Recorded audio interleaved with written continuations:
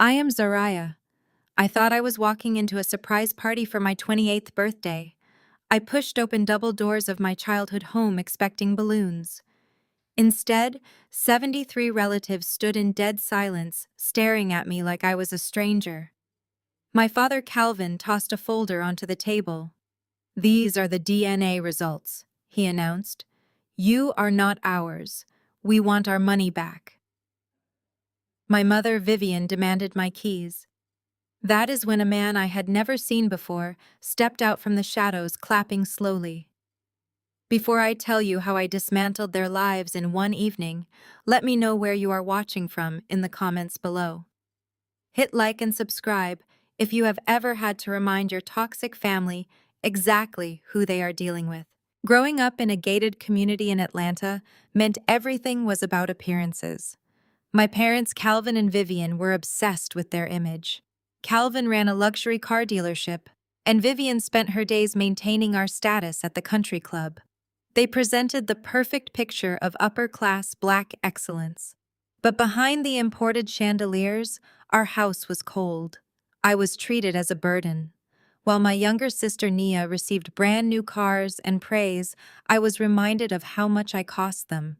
I was the family disappointment who dropped out of college to dabble in real estate, or so they thought.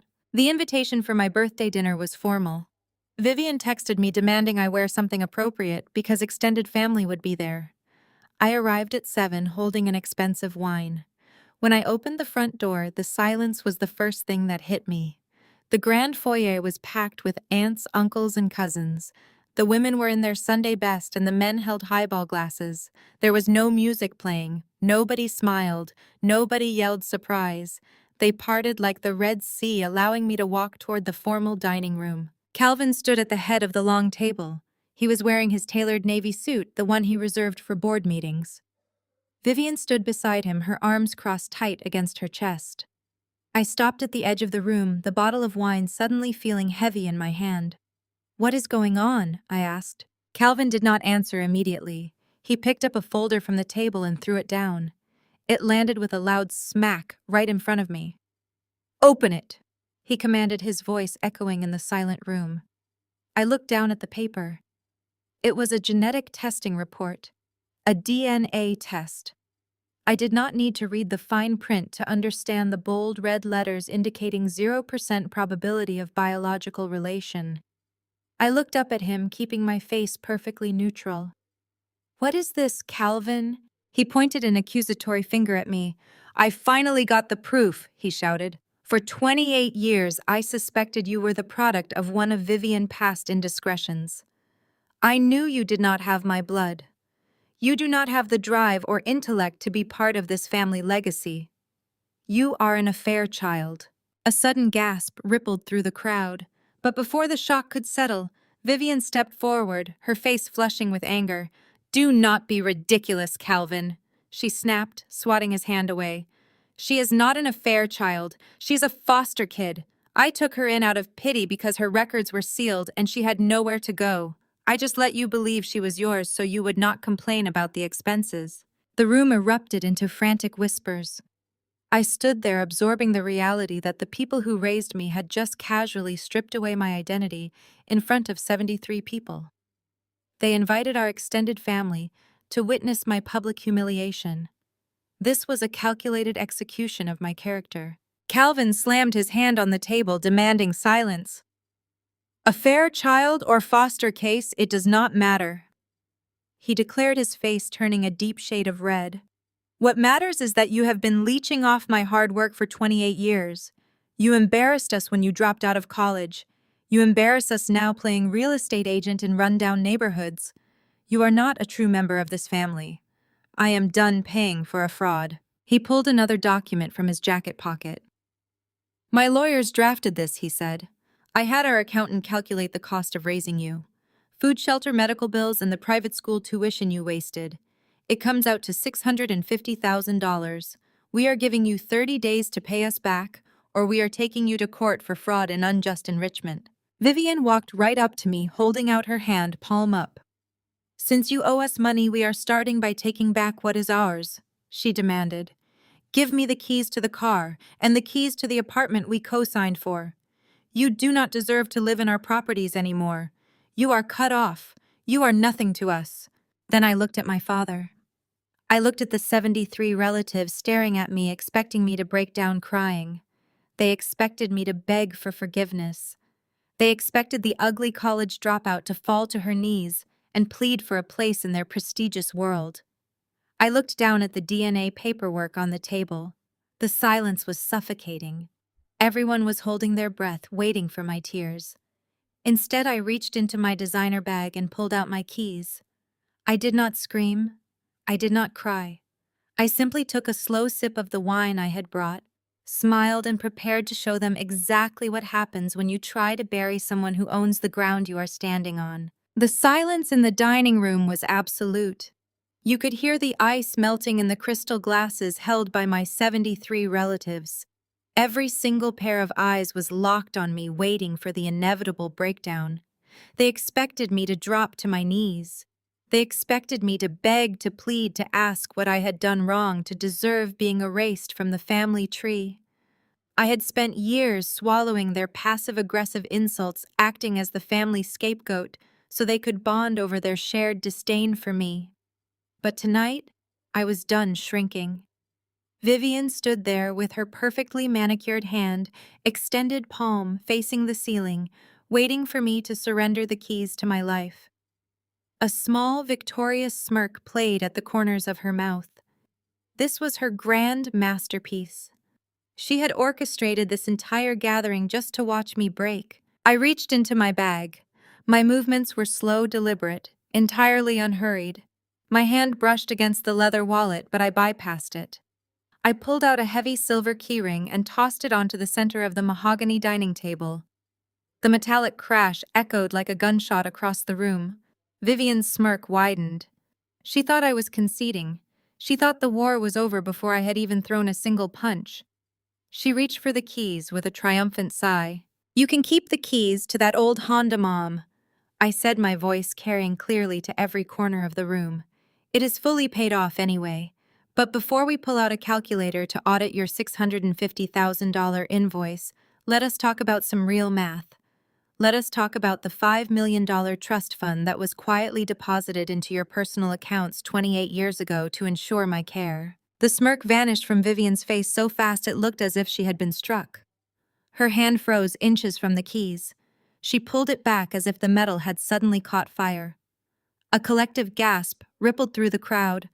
Aunts and uncles exchanged bewildered glances. The heavy clinking of ice against glass stopped entirely. $5 million. I let the number hang in the air, allowing it to settle over the imported rugs and the custom floral centerpieces. I watched my mother's flawless complexion turn a sickly ashen gray.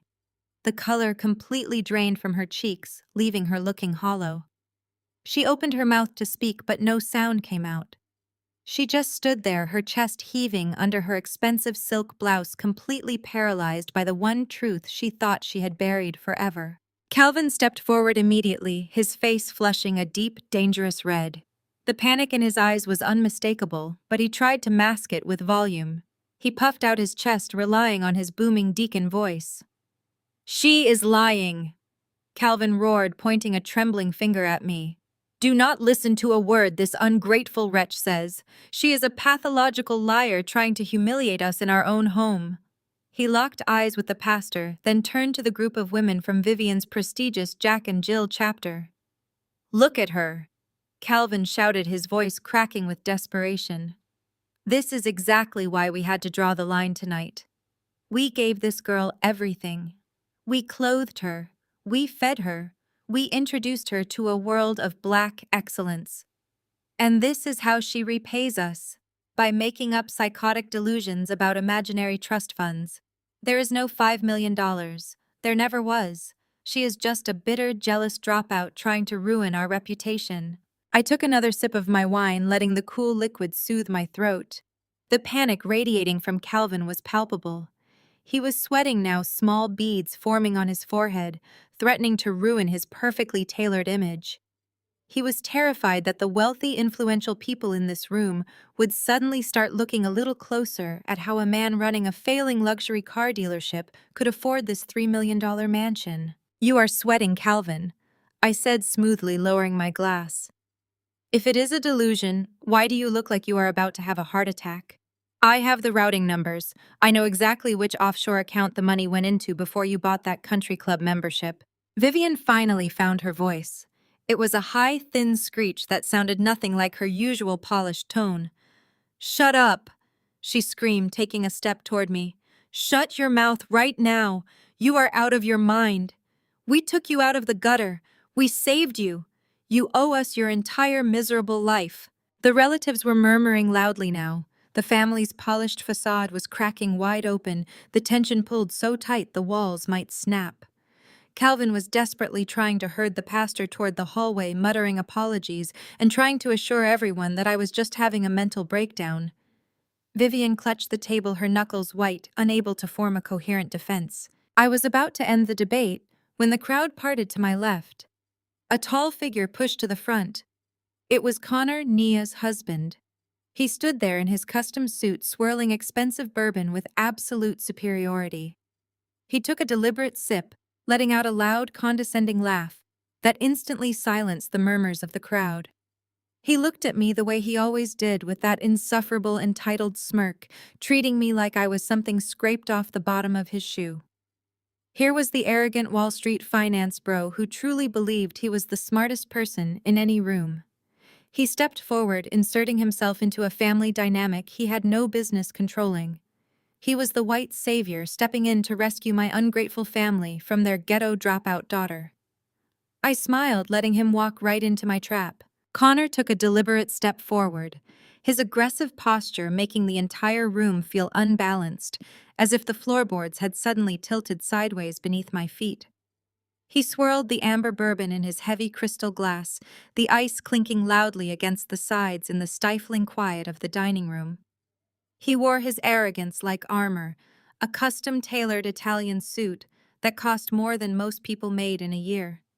As a senior vice president at a top-tier Wall Street finance firm, Connor genuinely believed he was the smartest, most powerful man in any room he entered. Tonight was no exception. He looked down his nose at me with a mixture of sheer amusement and utter disgust, ready to perform his favorite role as the wealthy white savior protecting his prestigious black family from their wayward, ungrateful daughter. "Listen to yourself, Zariah," Connor said, his voice dripping with intense condescension. He projected his words so the entire room of 73 relatives could hear his brilliant takedown. $5 million offshore accounts. You sound completely unhinged. You have been watching far too many television dramas.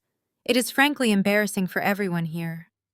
I audited Calvin's accounts myself last quarter for a comprehensive wealth management restructuring. I went through every single ledger, every tax return, every synergistic asset, and every portfolio they own. There is no secret trust fund. There is absolutely no $5 million. He took a slow, deliberate sip of his bourbon, letting the liquid burn down his throat as he paused for dramatic effect. The extended family leaned in, hanging on his every word. Calvin and Vivian visibly relaxed, their panic subsiding, as Connor used his corporate authority to validate their lies. "This right here is exactly why you never fit in with this family," Connor continued, his tone turning vicious. "Calvin and Vivian tried to elevate you. They gave you access to a life of privilege most people only dream about. They paid for the best private tutors, enrolled you in elite prep schools, and even pulled strings to get you accepted into Spelman College. But you could not cut it, could you? You dropped out because you simply do not have the intellectual capacity or the discipline to exist in our world." Connor walked over to Nia, placing his free hand possessively on her shoulder. He pulled his perfect, highly educated wife close. Nia preened under his touch, crossing her arms and shooting me a look of pure, concentrated venom. "Look at Nia." Connor instructed the room, using my sister as a weapon to beat me down. "She graduated at the top of her class. She understands the weight and the responsibility of the family legacy. You, on the other hand, threw every single advantage away to play real estate agent in the hood. You flip cheap run-down properties in gentrifying neighborhoods and call yourself a businesswoman. You are a ghetto disappointment, Zariah. You always have been. You bring nothing but shame to the people who took you out of the trash." The aunts and uncles nodded in solemn agreement. A few murmured their approval of Connor's harsh assessment. He was giving them permission to openly despise me, wrapping their prejudice in the sterile, authoritative language of finance and logic. He felt entirely invincible, shielded by his wealth and his status. "You owe Calvin and Vivian this money." Connor stated, his tone shifting from mocking superiority to a hard legal threat. $650,000 is a generous discount for the massive financial burden you placed on them for 28 years. And if you think you can just toss your keys on the table and walk out of here without paying your debt, you are severely mistaken. My firm retains the most aggressive, ruthless legal team on the Eastern Seaboard. I will personally ensure they take your case. We will freeze your meager bank accounts. We will garnish whatever pathetic commissions you make from your little hood properties. We will bury you in endless litigation until you are completely bankrupt and begging on the street. You will pay them every single cent you owe, or I will make sure you have absolutely nothing left. I stood perfectly still, letting his threats wash over me. I let him bask in the adoring gazes of my adoptive parents and the smug, victorious smile of his wife. He really thought he had me backed into a corner. He thought his Wall Street jargon, his expensive suit, and his threats of litigation made him an untouchable force. He believed he was the apex predator, putting a weak, helpless animal in its place. He had no idea that the predator in the room was not him. It was me. I leveled my gaze at him, letting all the polite warmth completely drop from my eyes. I stared at him with a cold, calculating intensity that made his confident smile falter for a fraction of a second. I looked at him like a wolf, watching a very slow, very stupid rabbit step directly onto a bear trap. "You audited the accounts, Connor?" I asked, my voice slicing through the thick, heavy tension of the dining room with absolute chilling clarity. "That is fascinating. Tell me, when you were busy auditing Calvin's failing luxury dealership, did you audit your own firm's offshore accounts too?" Connor froze. The smug, condescending smile slid completely off his face. His knuckles turned white around his heavy crystal glass, and for a fleeting second, absolute terror flashed in his pale eyes. I had hit the exact nerve, the precise pressure point he thought was safely buried behind corporate firewalls and legal jargon. Before he could formulate a lie to save himself, the air in the room shifted violently. The faces of my extended family began to close in around me, forming a suffocating, hostile ring. Everywhere I looked, I saw judgmental stares and curled lips. Aunts who used to pinch my cheeks when I was a child were now glaring at me with undisguised contempt. Uncles crossed their arms, looking at me like I was a stranger who had trespassed into their sacred space. They were circling me, a pack of well-dressed wolves waiting for the command to strike. Then my sister Nia shoved past Connor, her designer heels clicking sharply against the hardwood floor.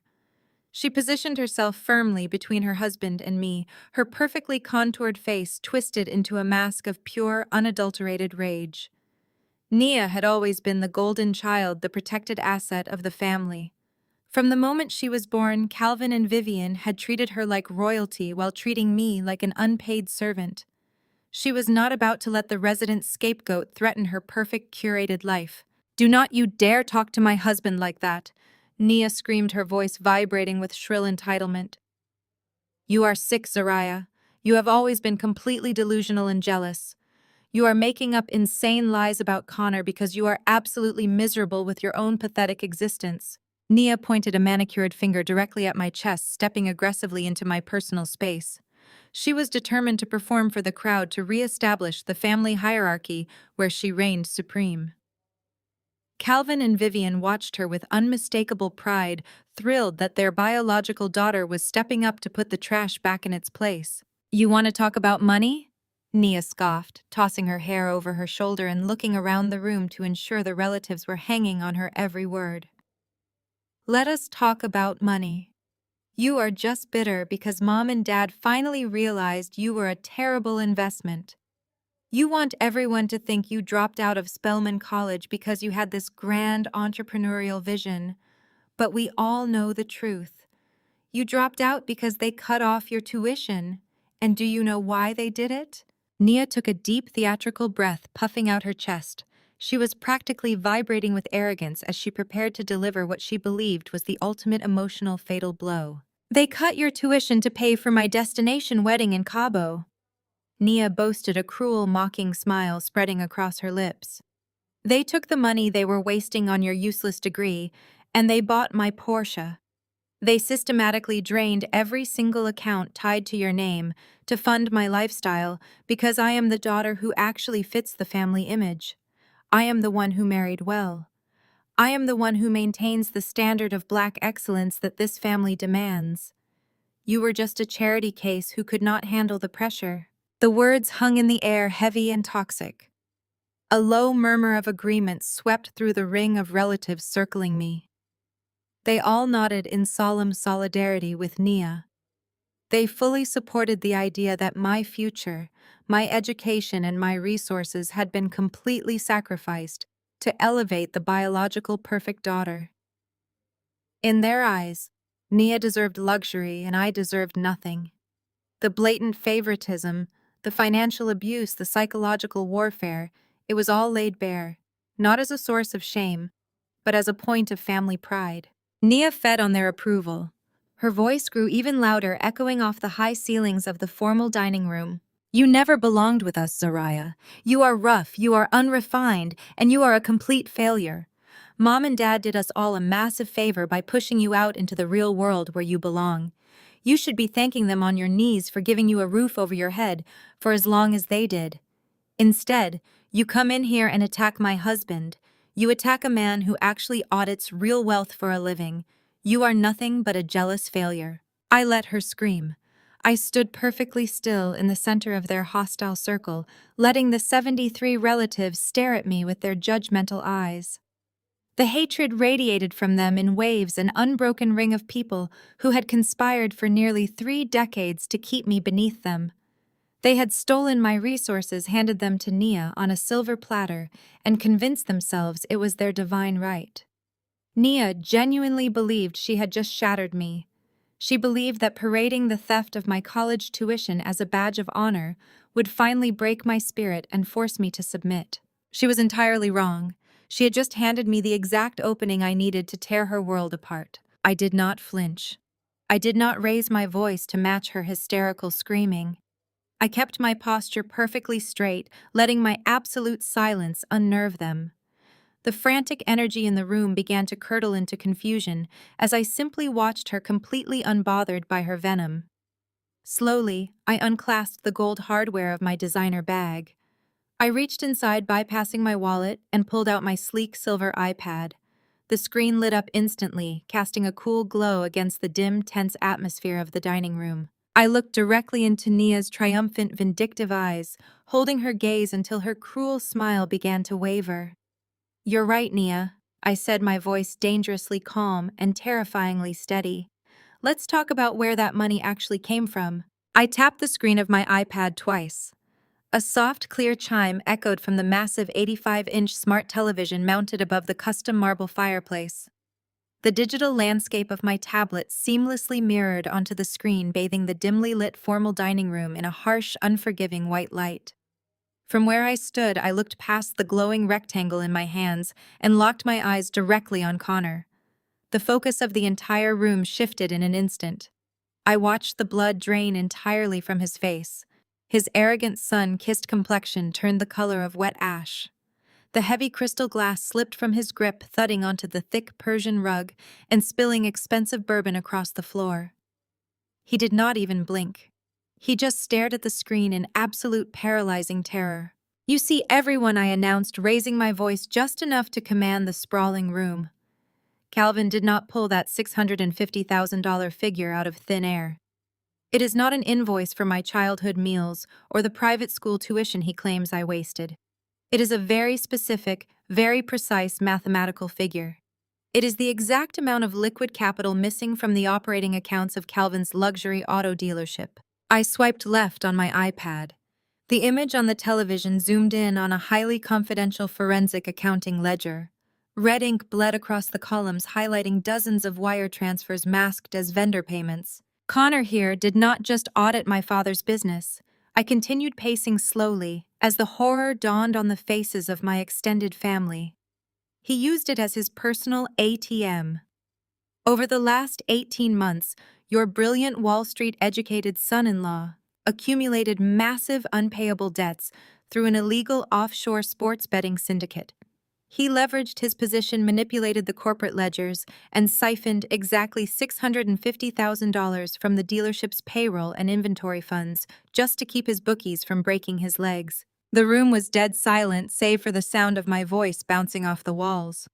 I turned my attention to Calvin, who looked like he was going to vomit. "But it gets worse," I said, my tone relentless. Calvin discovered the embezzlement 6 months ago. Instead of turning his golden son-in-law over to the police, Calvin tried to cover it up to protect his precious country club image and his standing as a deacon at the church. He falsified tax documents.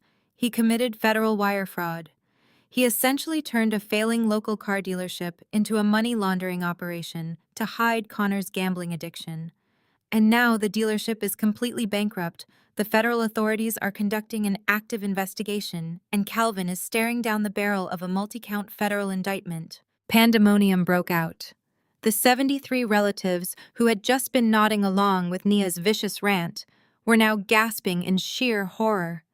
The immaculate illusion of generational wealth they had worshipped for decades was currently burning to the ground on a flat screen. Aunt Martha clutched her pearl necklace, taking a physical step away from Vivian, as if my mother were suddenly contagious. Uncles who had previously sneered at me began shouting questions, their voices overlapping in a chaotic wave of panic and disbelief. Connor backed away from the screen, holding his hands up defensively. He was stammering, struggling to string 2 coherent words together. His Wall Street vocabulary had completely vanished. "That is fabricated," he choked out, his voice cracking under the pressure. "Those are doctored files. You hacked into my firm. You are violating federal law just by showing these documents. This is corporate espionage." Nia grabbed his arm, shaking him violently. Her perfect, smug demeanor had evaporated, replaced by frantic, wide-eyed hysteria. "Connor, tell them she is lying," she shrieked, her voice echoing shrilly over the crowd. "Tell them it is a lie. We have money. You manage billion-dollar portfolios. Tell them she is just jealous." But the sheer terror in his pale blue eyes gave him away completely. He had absolutely nothing to say.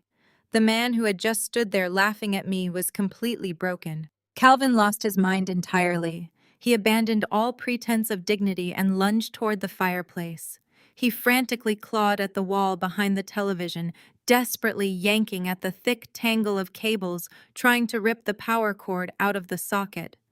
He knocked over a heavy brass candlestick, sending it crashing to the floor in his blind panic. Vivian rushed at me, her face contorted into a mask of pure, unhinged fury. "Turn it off!" Vivian screamed, pointing a trembling, manicured finger inches from my face. "You vindictive sociopath! You pathological liar! You spend hours forging these fake bank records just to destroy the family that put food in your mouth. You are sick. You are a criminal, and we are calling the police right now." I watched Calvin finally rip the power cord from the wall. The television screen went entirely black, plunging the room back into the dim, shadowy light of the chandeliers. But the damage was already permanently done. The numbers were seared into the minds of everyone present. The untouchable family legacy was exposed as a fraudulent, crumbling mess. I lowered my iPad and looked directly into Vivian's wild, terrified eyes. I let a slow, genuine smile spread across my face. "I didn't forge them," I said, my voice cutting cleanly through the frantic shouting of the room. "The original owner of the trust fund gave them to me." The absolute silence that seized the dining room was suddenly broken by a sharp, rhythmic sound. It started slow and loud, a solitary, mocking clap echoing from the deep shadows near the grand entryway. The entire room turned at once. Heads snapped around so fast it was a blur of motion. The tight, hostile circle of my relatives split wide open, instinctively backing away to clear a path. They parted like the Red Sea, practically tripping over their own expensive shoes to get out of the way of the man stepping into the light. He walked with a quiet, devastating authority that instantly sucked the remaining oxygen out of the room. He did not need to puff out his chest like Calvin or wear a flashy tailored suit like Connor to demand attention. He wore a charcoal gray bespoke suit that whispered of generational wealth, his posture impeccable, his silver hair neatly swept back. He radiated the kind of absolute, undeniable power that made billionaires tremble in boardrooms. Whispers immediately erupted among the aunts and uncles. They recognized him. They had seen his face on the cover of Forbes, read about his aggressive corporate takeovers in tech magazines, and watched him ring the opening bell on Wall Street. Elias Thorne. He was an apex predator in the financial world, a man who swallowed failing companies whole and dismantled empires before his morning coffee. Calvin stared at the man walking toward us, and all the color completely drained from his face. His jaw went slack. The crystal wineglass slipped from his trembling fingers, plummeting to the hardwood floor. The glass shattered into 100 jagged pieces, the dark red wine splashing across the cuffs of his trousers like blood. He did not move a muscle. He was entirely paralyzed by the ghost of a past he thought he had buried decades ago. Elias did not even glance at the broken glass. He stopped a few feet away from the head of the table, his icy gray eyes fixing directly on Calvin. The sheer disgust in his gaze was enough to make my adoptive father shrink back into the shadows. "I see you are still a terrible liar, Calvin," Elias said. His voice was not loud, but it commanded the absolute attention of every single person breathing in that house. "And a remarkably sloppy thief.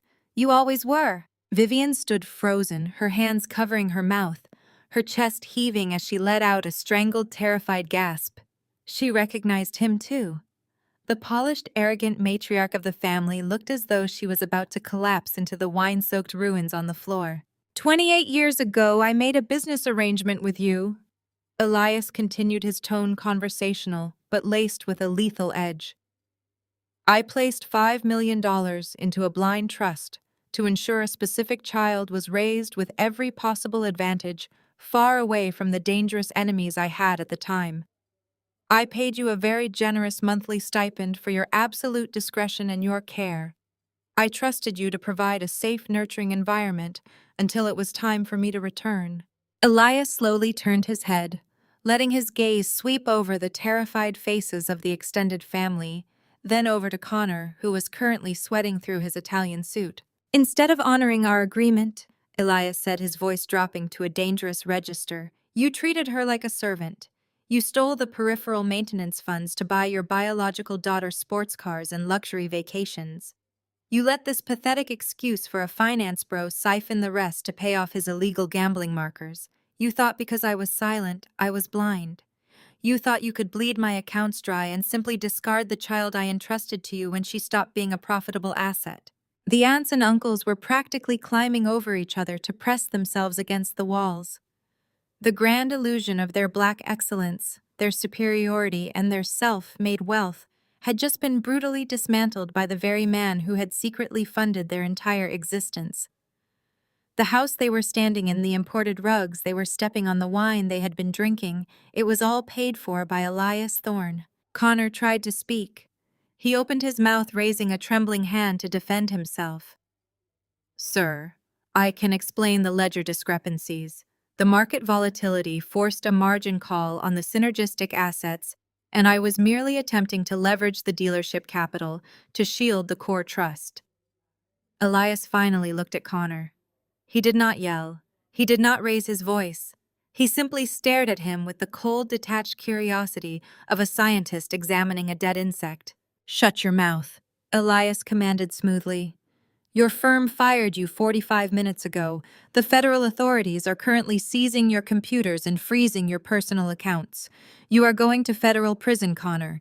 Enjoy your tailored suit while you can still wear it." Connor choked on a sob, his knees visibly buckling as the reality of his total destruction crashed down upon him. He grabbed the edge of the mahogany table just to stay upright. Nia could not handle it. The spotlight had been completely ripped away from her. Her perfect husband was facing federal indictment. Her parents were exposed as desperate thieves. and her luxury lifestyle was evaporating right before her eyes. The safety and superiority she had weaponized against me her entire life was entirely gone. She stepped forward, her face red and blotchy, her hands balled into tight fists. She was shaking with furious disbelief. "Who do you think you are?" Nia yelled, her shrill voice breaking the heavy silence. She pointed wildly at Elias, completely abandoning her refined, highly educated persona. "You cannot just walk into our house and threaten my husband. You cannot come in here and make up these insane stories. Who is this man?" Elias slowly shifted his focus from Calvin to Nia. He looked at her with a profound, chilling indifference, completely unimpressed by her tantrum. Then he turned his head and looked directly at me. The harshness in his eyes melted away, replaced by a deep, unwavering pride. "I am her father," Elias said. The silence that followed those 5 words was absolute, ringing in my ears with the force of a physical blow. Nia stumbled backward, the color draining from her perfectly bronzed cheeks. She bumped into the edge of the dining table, her mouth opening and closing soundlessly. The collective breath of 73 relatives hitched in their throats. Elias did not break his gaze. He stepped further into the room, his imposing frame casting a long dark shadow across the imported rug. He towered over Calvin, projecting an aura of pure, unadulterated dominance. He looked like a king standing before a treasonous peasant, a man who possessed the power to crush everyone in the room with a single phone call. 28 years ago, Elias began, his voice a low, resonant rumble that demanded absolute submission. "Calvin was nothing. You were a low-level junior associate at my firm, desperate for approval, drowning in your own mediocrity. You were a glorified paper pusher with big dreams and zero talent. But you were quiet. And you were fiercely loyal to a fault, or so I mistakenly believed." Elias took another deliberate step forward. The remaining relatives practically melted into the expensive wallpaper to avoid his path. He buttoned his suit jacket with a slow, meticulous motion. "My wife passed away in a tragic staged accident." Elias continued, the temperature in the room seeming to drop several degrees. "I was locked in a vicious, bloody legal war with a corrupt corporate rival who had made it explicitly clear that they would target my family to force a buyout. The threats were real. The danger was immediate and relentless. I had an infant daughter, and I knew that if I kept her with me, she would be a target. I had to make the most agonizing decision of my entire existence. I had to hide my only child in plain sight to keep her breathing." He turned his cold gray eyes toward Vivian, who shrank back against the antique china cabinet, her hands trembling. "I chose you, Calvin." Elias said, his voice dripping with pure poison.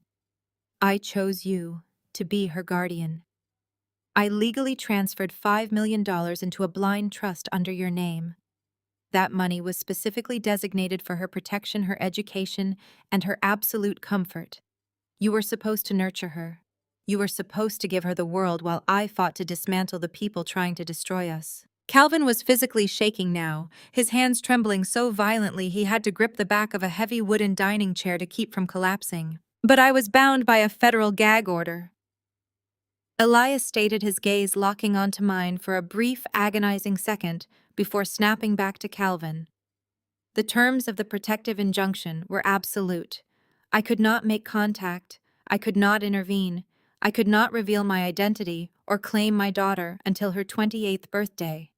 I was forced to watch from the shadows, entirely paralyzed by the law as you systematically tortured my child." Elias stepped closer, forcing Calvin to look up at him. The sheer power radiating from Elias made Calvin look incredibly small and pathetic. "I watched you," Elias growled, the raw fury finally bleeding into his voice. "I watched every single move you made for nearly 3 decades. I sat in unmarked cars across the street from this very house. I read the financial reports. I tracked the withdrawals.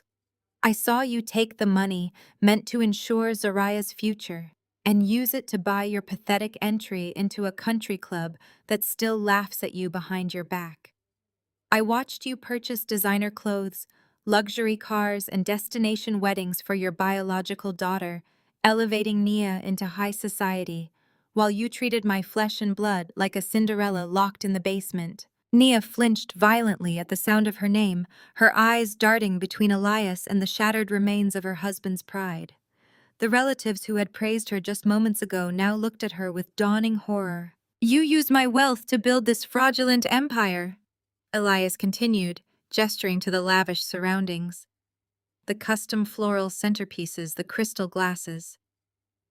"You starved Zariah of affection, isolated her from your precious family tree, and forced her to wear your cast-offs while you slept on silk sheets paid for by her trust fund.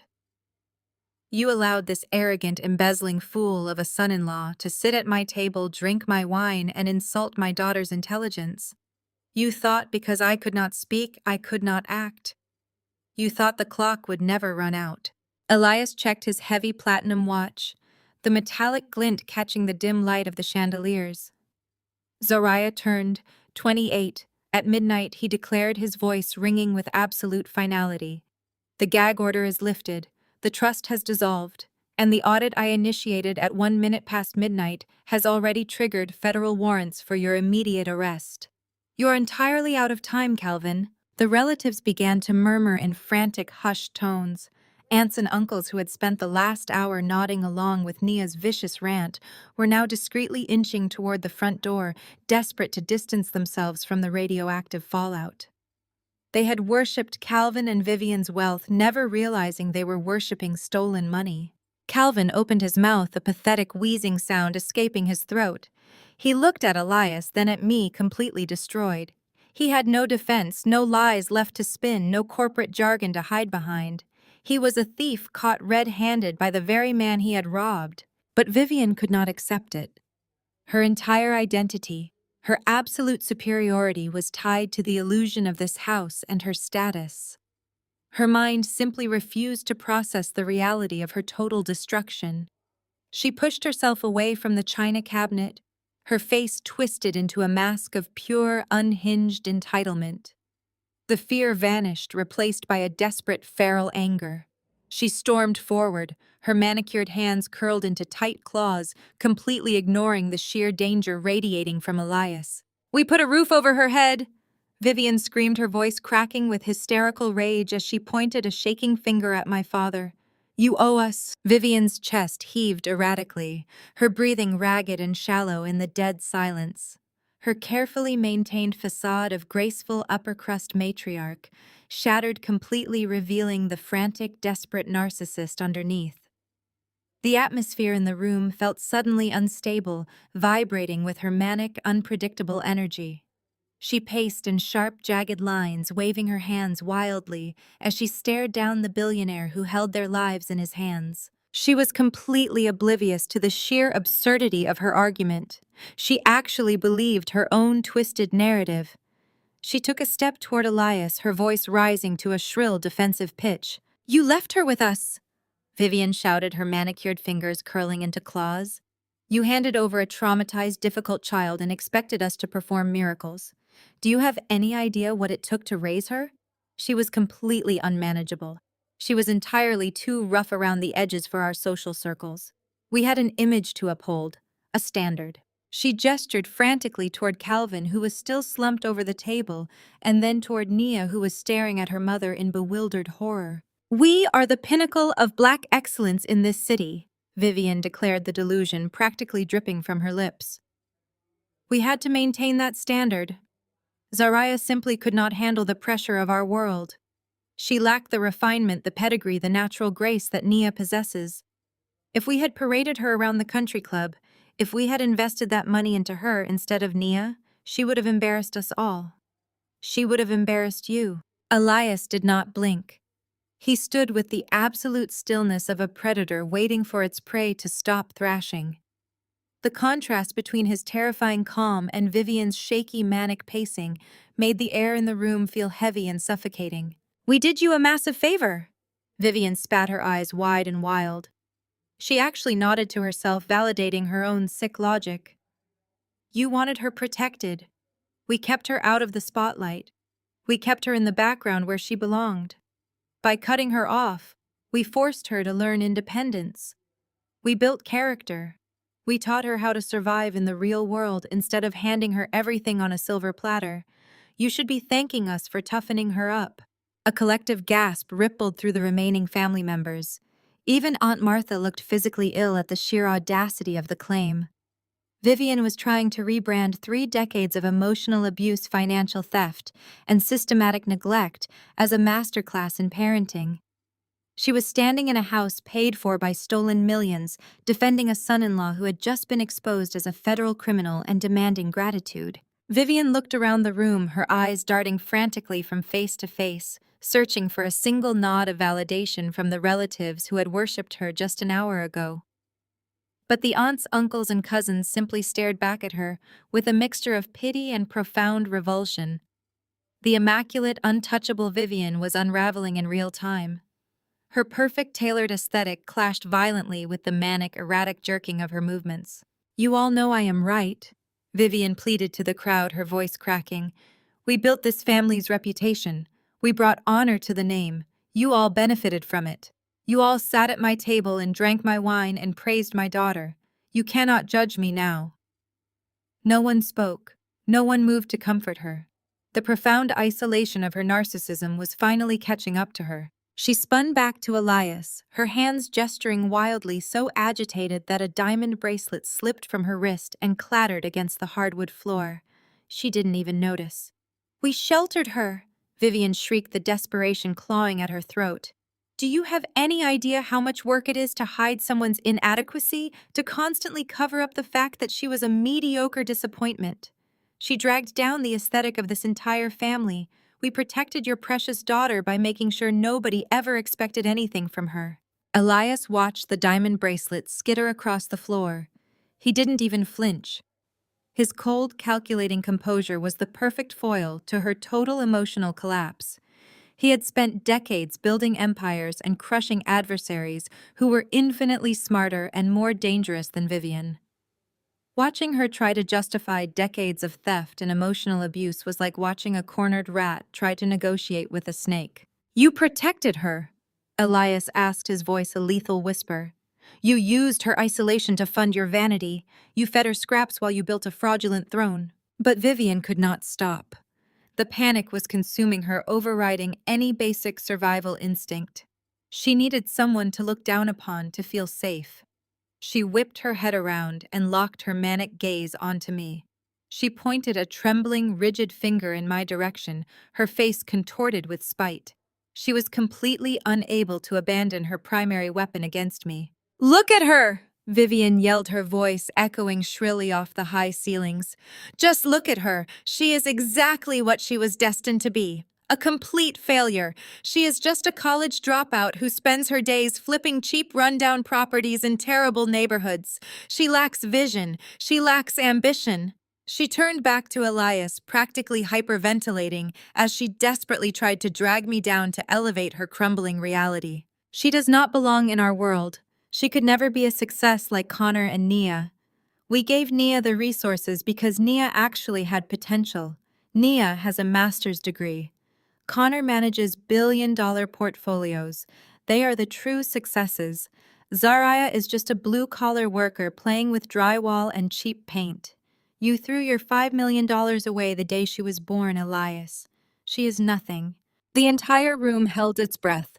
The sheer, terrifying disconnect from reality was staggering. Vivian was so deeply entrenched in her own narcissism that she completely ignored the fact that Connor's firm had just fired him, that federal agents were currently seizing his assets, and that her entire empire was a house of cards built on stolen money. In Vivian's fractured mind, Nia and Connor were still the golden standard, and I was still the worthless scapegoat. Elias let her words hang in the heavy, stifling air. He let the poison settle over the room, ensuring that every single person present heard the absolute depths of her delusion. Then the corners of his mouth twitched. A low, dark chuckle rumbled from his chest. It was a terrifying sound devoid of any actual humor. It was the sound of a man who had already won the war and was simply enjoying the enemy's final, desperate surrender.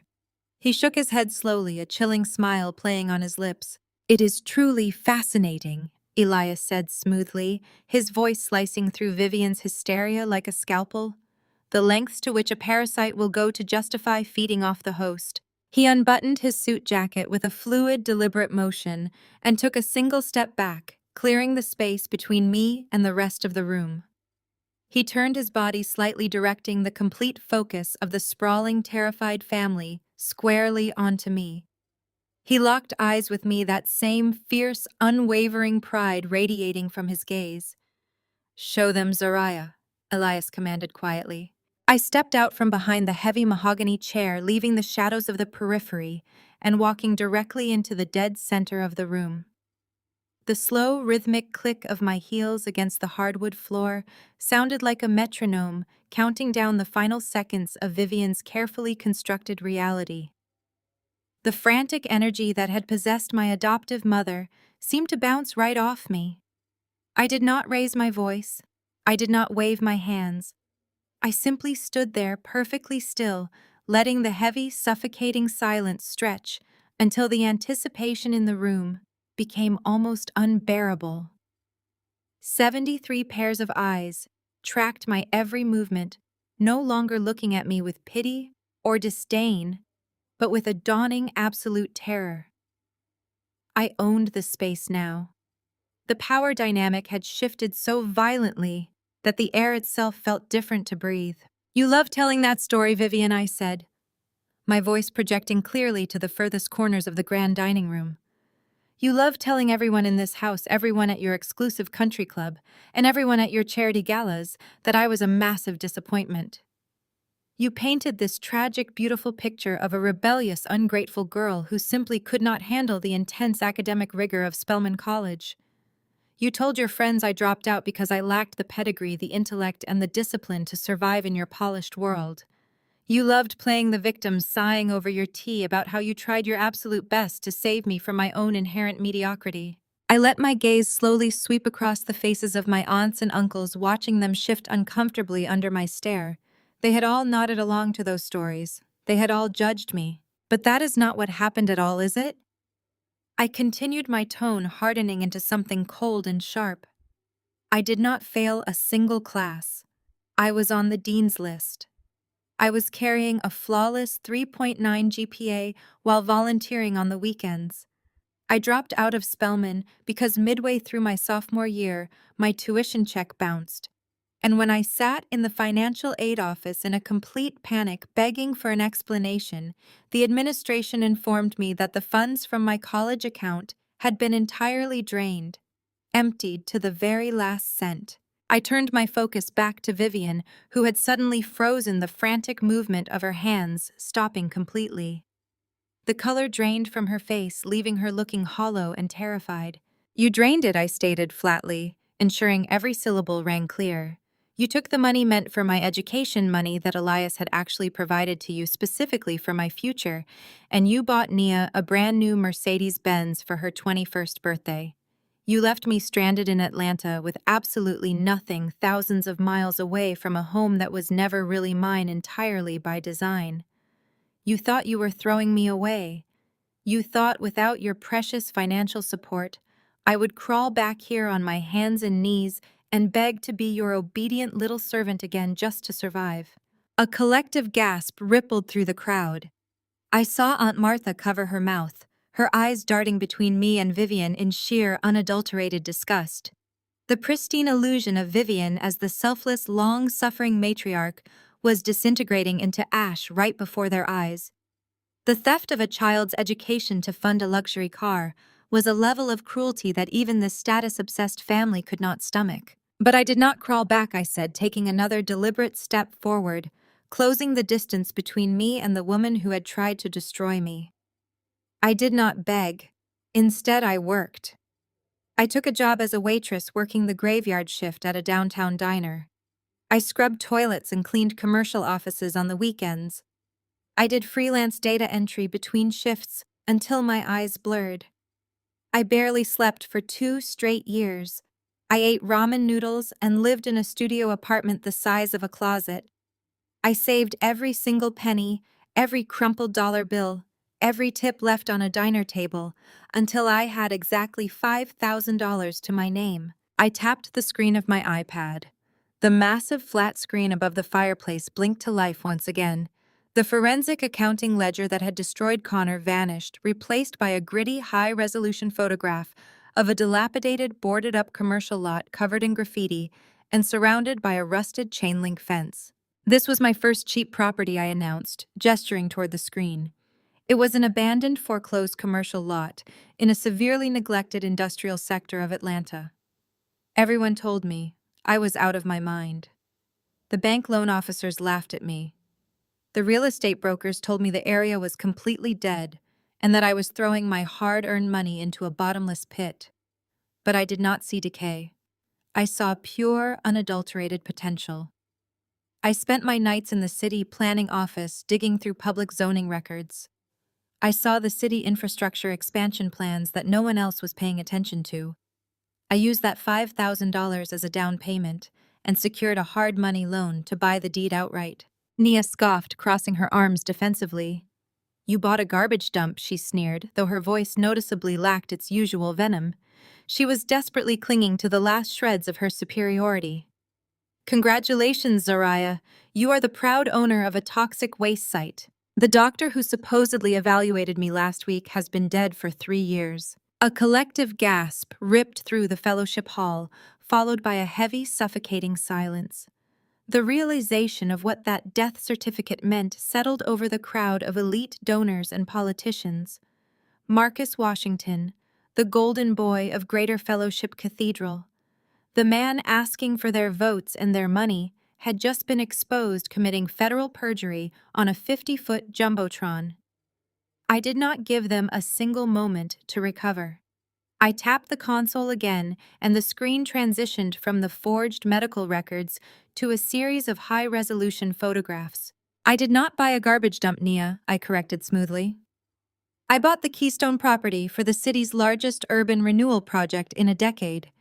I held on to that land while the development spread exactly as I predicted. I leveraged the initial equity, secured matching federal grants for historical commercial development, and built a 90,000-square-foot commercial complex. This is the loving Christian home my brother provides for our 8-year-old niece." My voice boomed through the surrounding speakers, hard and unforgiving.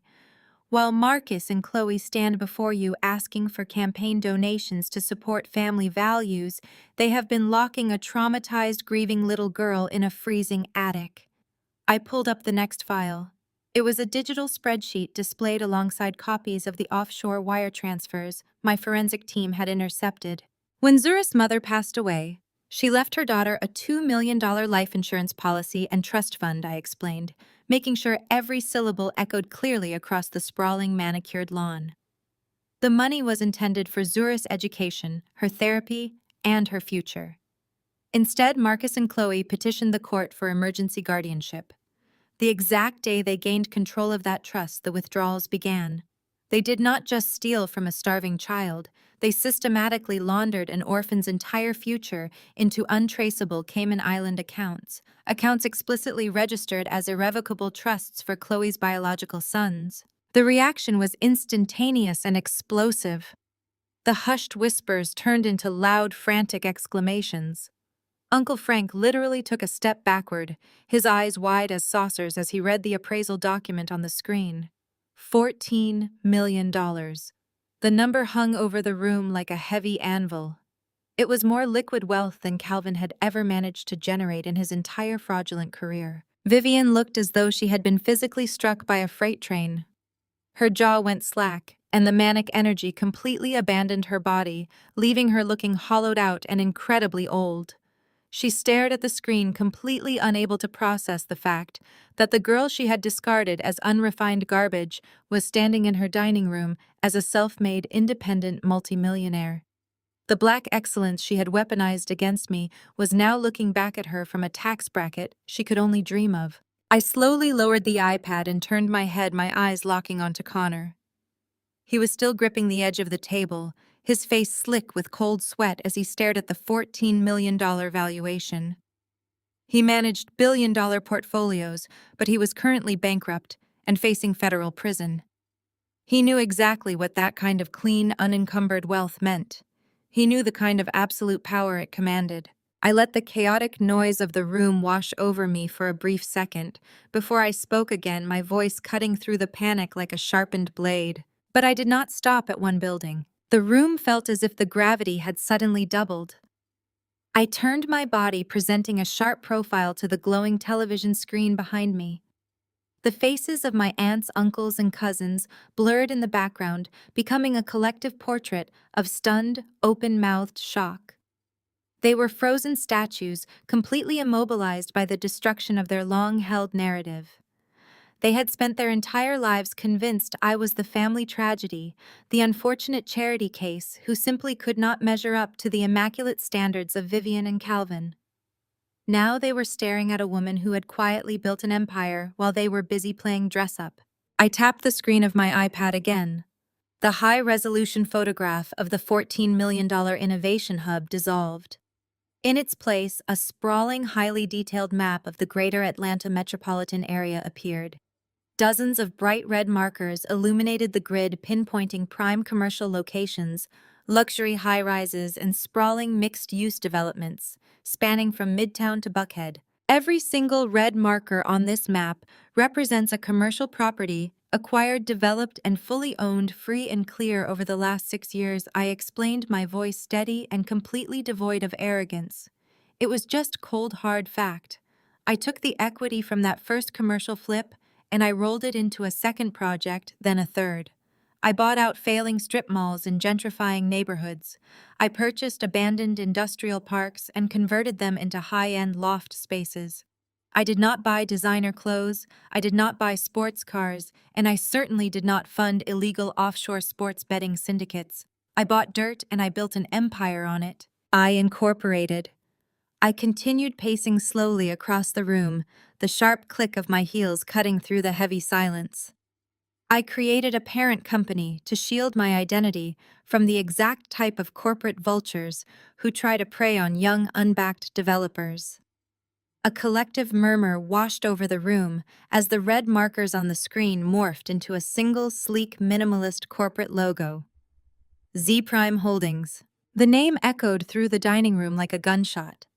My uncle Marcus, who ran a modest corporate law firm in the city, physically braced himself against the wall. He knew that name. Anyone who read the Atlanta Business Chronicle knew that name. Z Prime Holdings was the aggressive, anonymous real estate conglomerate that had been systematically swallowing up the most valuable commercial sectors in the Southeast. They were an absolute titan, an unstoppable force of capital that played the market with ruthless, terrifying precision. The entire financial district had assumed the conglomerate was run by a massive syndicate of old generational wealth or a foreign sovereign fund. Connor's face went from pale ash to a blotchy, furious red. The absolute terror of his impending federal indictment was momentarily eclipsed by the bruised, fragile ego of a Wall Street finance bro who flatly refused to be bested by someone he deemed biologically and socially inferior. He pushed himself off the edge of the dining table, his breathing ragged and heavy. He was like a cornered animal desperate to claw his way back to higher ground. "That is a lie!" Connor shouted, his voice cracking violently. He pointed a trembling, manicured finger at the television screen, desperately trying to project an authority he no longer possessed. "You are bluffing, Zariah. Z Prime Holdings is a ghost corporation. It is a massive institutional fund registered through a complex series of blind trusts in Delaware. There is absolutely no way a single individual owns it, let alone you. You need a board of directors. You need a consortium of silent partners. You do not have the liquidity to run acquisitions of that magnitude. You do not have the mezzanine financing. You do not have the capital for that." Nia latched onto her husband's desperate denial, like a drowning woman grabbing a life preserver. "Yes," Nia shrieked, her voice shrill and panicked. "She is lying, Mom. She is just putting fake logos on the TV to scare us. She hacked into some public record to make herself look important." Vivian actually nodded, her eyes wide and manic, desperately trying to reconstruct her fabricated reality. The idea that the girl she had starved and belittled was secretly the most powerful person in the room was a psychological impossibility for her. I did not raise my voice to match their hysterical shouting. True power does not need to scream to be heard. I simply reached into the inner pocket of my tailored blazer. The room fell dead silent once again, the frantic, desperate energy of Connor and Nia entirely suffocated by my absolute calm. I pulled out a heavy, cream-colored envelope bearing the raised gold seal of the largest private wealth management bank in the country. I slid the thick, certified bank letter out of the envelope and tossed it onto the mahogany dining table. It landed right next to Connor's shattered wine glass. The top page clearly displayed my name as the sole proprietor and sole signatory of Z Prime Holdings, followed by a verified liquid asset summary that had enough zeros to make a seasoned accountant dizzy. Then, with a slow, deliberate motion, I withdrew a sleek matte black titanium card. The American Express Centurion. The legendary black card that could not be applied for, only offered by exclusive invitation to the world's most elite ultra-high net worth individuals. I tossed it onto the table directly on top of the certified bank letter. The heavy metal clattered against the wood with a dull, heavy thud. Vivian gasped, her eyes dropping to the table. Even she knew what that black piece of titanium meant. You did not get one of those by flipping cheap houses. You got one by spending millions of dollars a month. Connor stared at the titanium card and the certified letter of liquid capital. His entire body deflated. His shoulders slumped and his knees wobbled. The last remnants of his Wall Street arrogance evaporated, leaving behind a broken, ruined man. He had spent the entire evening looking down his nose at me, convinced he was the smartest, wealthiest man in the room. Now he was looking at undeniable proof that his entire net worth was a rounding error in my corporate accounts. I looked him dead in the eye, watching the final spark of defiance die within him. I don't just have the capital, Connor. I have the deed to the building your firm operates in. The camera snaps a quick zoom onto Connor's terrified face. His features contorted, the smug Ivy League superiority melting into raw, unfiltered panic. The silence in the dining room stretched, suffocating and absolute. He stared at the black titanium card resting on the mahogany table, then slowly dragged his eyes up to meet mine. Your firm negotiated their 10-year commercial lease renewal 3 months ago, I stated, my voice completely devoid of emotion. They negotiated it with the holding company that I own. And as the landlord for a major financial tenant, my team conducts rigorous risk assessments. We require deep access to your branch's operational ledgers to ensure the firm's long-term liquidity. Connor tried to swallow, but his throat was clearly dry. I took a slow, deliberate step toward him. You always loved playing the savior, Connor, I said, letting the words cut through the quiet room. You played the brilliant, sophisticated finance expert who graciously lowered himself to marry into this family. You sat at this table for years, lecturing us on wealth management and economic strategy. You looked down your nose at me. You sneered at my real estate ventures because they were not polished enough for your Wall Street sensibilities. You thought you were untouchable. I tilted my head, watching a bead of sweat roll down his temple. But polished men get careless, I continued, my voice dropping to a lethal, razor-sharp register. When my forensic accountants ran the stress tests on your branch, they found a massive gaping hole in the ledger, $650,000 to be exact. Connor physically recoiled, stumbling back a fraction of an inch as if I had struck him. You routed it through phantom vendor accounts and offshore shell corporations, I explained to the captivated room. You skimmed the cream off your top clients' portfolios to fund the lavish, untouchable lifestyle you promised my sister. You built a fraudulent throne to keep Nia dripping in designer labels and to keep Vivian bragging about her perfect wealthy son-in-law. You funded their arrogance with stolen money. Connor opened his mouth to defend himself, to spin another lie, but the sheer weight of the truth paralyzed his vocal cords. I did not just find the missing $650,000, I said, leaning forward slightly. I documented every single wire transfer. I tracked every fake invoice. I packaged the entire audit.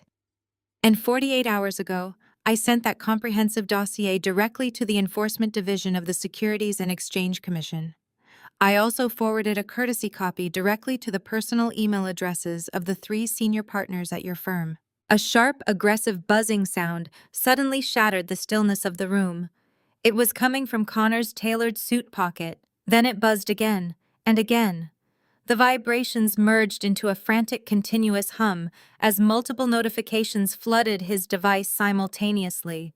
Connor pulled the phone out with trembling fingers. The screen was a waterfall of urgent alerts. I watched his eyes dart back and forth across the glass. The color drained completely from his face, leaving him a sickening shade of gray. He looked like a man watching his own execution in real time. "Read it, Connor," I commanded. He did not speak. He could not. His mouth opened and closed in a silent, pathetic gasp. "Your firm does not waste time when federal regulators knock on their door," I informed the room, my voice echoing off the high ceilings. "Your employment has been terminated effective immediately. Your corporate access is permanently revoked, and your personal bank accounts are currently frozen pending a full federal investigation. You are going to federal prison, Connor." Nia lunged forward, snatching the phone right out of his trembling hand. Her manicured nails dug into the device as she read the emails from the senior partners and the automated fraud alerts from their bank. Her eyes widened in absolute, unadulterated horror. "No," Nia gasped, her voice trembling violently. "No, this is a mistake. Connor, tell me this is a mistake." Connor just stared blankly at the floor, his entire reality crumbling into dust. Nia's shock instantly mutated into a vicious, hysterical rage. The polished, graceful facade she had worn her entire life vanished, replaced by the ugly, desperate panic of a woman losing her only source of power. "You lied to me!" Nia screamed, shoving him hard in the chest. She shoved him again, her voice cracking into a shrill shriek. "You told me you were making millions. You told me we were untouchable. You paid for my car, my clothes, my trips with stolen money. You turned me into the wife of a common thief." Nia did not care about the morality of the theft. She did not care that her husband had ruined the lives of his clients. She cared that her illusion of superiority was dead. She was screaming at him because she was no longer the queen of the country club. She was the wife of a disgraced, broke criminal facing a massive federal indictment. The luxurious lifestyle she had weaponized against me for years was officially gone, and the terror of impending poverty was driving her completely insane. "I am going to lose everything," Nia wailed, hitting him on the shoulder, her perfect grace dissolving into a vulgar, frantic tantrum. "My friends will laugh at me. You ruined my life. You ruined everything." The sheer volume of Nia's screaming finally snapped Calvin out of his paralyzed shock. The patriarch of the family, the man who had demanded absolute obedience and reverence for decades, could not handle the utter destruction of his household. The illusion of his perfect, successful family was burning to the ground right in front of the relatives he had spent years trying to impress. His legacy was dead, exposed as a hollow fraud by the very daughter he had discarded. Calvin's face contorted with a furious, desperate rage. He slammed his fist down on the dining table, rattling the crystal glasses and plates. "Get out!" Calvin roared, his voice cracking with the strain of his shattered ego.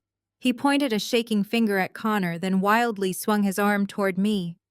"Both of you, get out of this house. This is my house and I demand respect." I did not move a single inch. Calvin's face was a mottled, unhealthy purple, his chest heaving as he stood at the head of the long dining table. He was the great patriarch, the respected deacon of Atlanta's most prominent megachurch, the owner of a premier luxury car dealership. He demanded respect because it was the absolute last currency he had left to his name. The room was dead silent, waiting for me to cower, waiting for me to obey the booming voice that had terrified this entire family into submission for decades. But the little girl he used to intimidate was long dead. I just tilted my head, studying him like a pathetic relic of a bygone era. "Your house." I repeated the words, slipping out smooth and cold, echoing sharply against the vaulted ceiling. "That is a very interesting choice of words, Calvin. You always loved throwing your immense wealth in my face. You loved reminding me whose roof I slept under, whose electricity I used, and whose food I ate. You made sure I knew every single day that I was a charity case living on your borrowed dime." I took a slow, deliberate step away from Connor's ruined form, shifting my entire focus to my adoptive father. Calvin's jaw clenched. The furious rage in his eyes flickered, replaced by a sudden profound uncertainty as I closed the distance between us. "Do you remember what you told me 7 years ago?" I asked, keeping my voice incredibly even. "I came to your immaculate corner office at the dealership. I sat in one of your expensive leather chairs, and I handed you a meticulously researched business plan. I asked you to co-sign a simple $10,000 loan so I could start my first legitimate project. I just needed your signature. I did not even ask you for your own money." Calvin swallowed hard, the Adam's apple bobbing in his throat. Several of my aunts and uncles exchanged nervous, darting glances. They knew Calvin's reputation. He was the untouchable financial pillar of this family. "You threw my business plan directly into the trash can, without even reading the first page." I continued, ensuring every single person in the room heard the history of his cruelty. "You looked at me with absolute, undisguised disgust. You told me I was a bad investment. You said you only put your name on assets that guaranteed a massive return, and a worthless college dropout with a pipe dream was nothing but a liability to your pristine credit score." I let that memory hang in the heavy air. I watched the color drain completely out of Calvin's face. He tried to puff out his chest, trying to project the intimidating aura of a successful businessman, but his posture was rapidly collapsing under the weight of my stare. "You told me you built your luxury auto empire on flawless business acumen." I stated, my voice slicing through his remaining bravado. "You parade around this city in custom-tailored suits. You stand at the church pulpit every single Sunday looking down at the congregation, lecturing them on fiscal responsibility, generational wealth, and divine favor. You act like you are ordained by God Himself to be richer than everyone else." I stopped just a few feet away from him, close enough to see the sweat forming on his brow. "But divine favor has absolutely nothing to do with your accounting ledgers, does it?" I asked softly. Calvin's mouth clamped shut. His thick hands gripping the edge of the dining table began to visibly shake. The polished, unbothered deacon was evaporating. "You demand respect in this house, but you do not even own it," I announced to the captivated room, my voice ringing with absolute authority. "In fact, you do not own much of anything anymore. Your flagship luxury dealership has not turned a single cent of actual profit in 4 consecutive years." A collective gasp erupted from the older relatives. Uncle Marcus, Calvin's own brother, stared at him in utter paralyzed disbelief. Calvin tried to speak, tried to summon that booming authoritarian roar to silence me, but all that came out was a pathetic, breathless wheeze. The reality of his financial destruction was finally being dragged out of the dark and into the unforgiving light. "You have been bleeding cash," I explained, systematically dismantling the holy facade he had hidden behind his entire life. "The global supply chain issues gutted your premium inventory, and your stubborn refusal to adapt to the modern digital market destroyed your profit margins. You took out a massive second mortgage on this exact house just to make payroll 2 years ago. When that money dried up, you secretly liquidated your church tithing accounts to cover your corporate overhead. You are a complete fraud, Calvin. A bankrupt, desperate, sinking fraud." "Shut your mouth!" Calvin finally roared, spit flying from his lips as he slammed his fist onto the wood. The pristine, holy deacon was completely gone, replaced by a terrified, cornered old man grasping at straws. "You know nothing about my business. I have a massive line of credit. I have silent investors. My showroom doors are open right now, and my inventory is fully financed. You are making up lies to embarrass me in my own home." I smiled. It was not a warm smile. It was the smile of a chess player moving their queen into the final inescapable position on the board. "Yes," I agreed smoothly, nodding my head. "Your doors are open. But they are not open because of your brilliant business acumen. You went to the shadow market. You were so absolutely desperate to keep up appearances, so utterly terrified of Vivian throwing a fit over losing her elite country club status, that you signed a devil's bargain." Calvin was hyperventilating now. His eyes darted to Vivian, who was still staring blankly at the wall, completely checked out of reality after her own devastating exposure. He had absolutely no allies left in the room.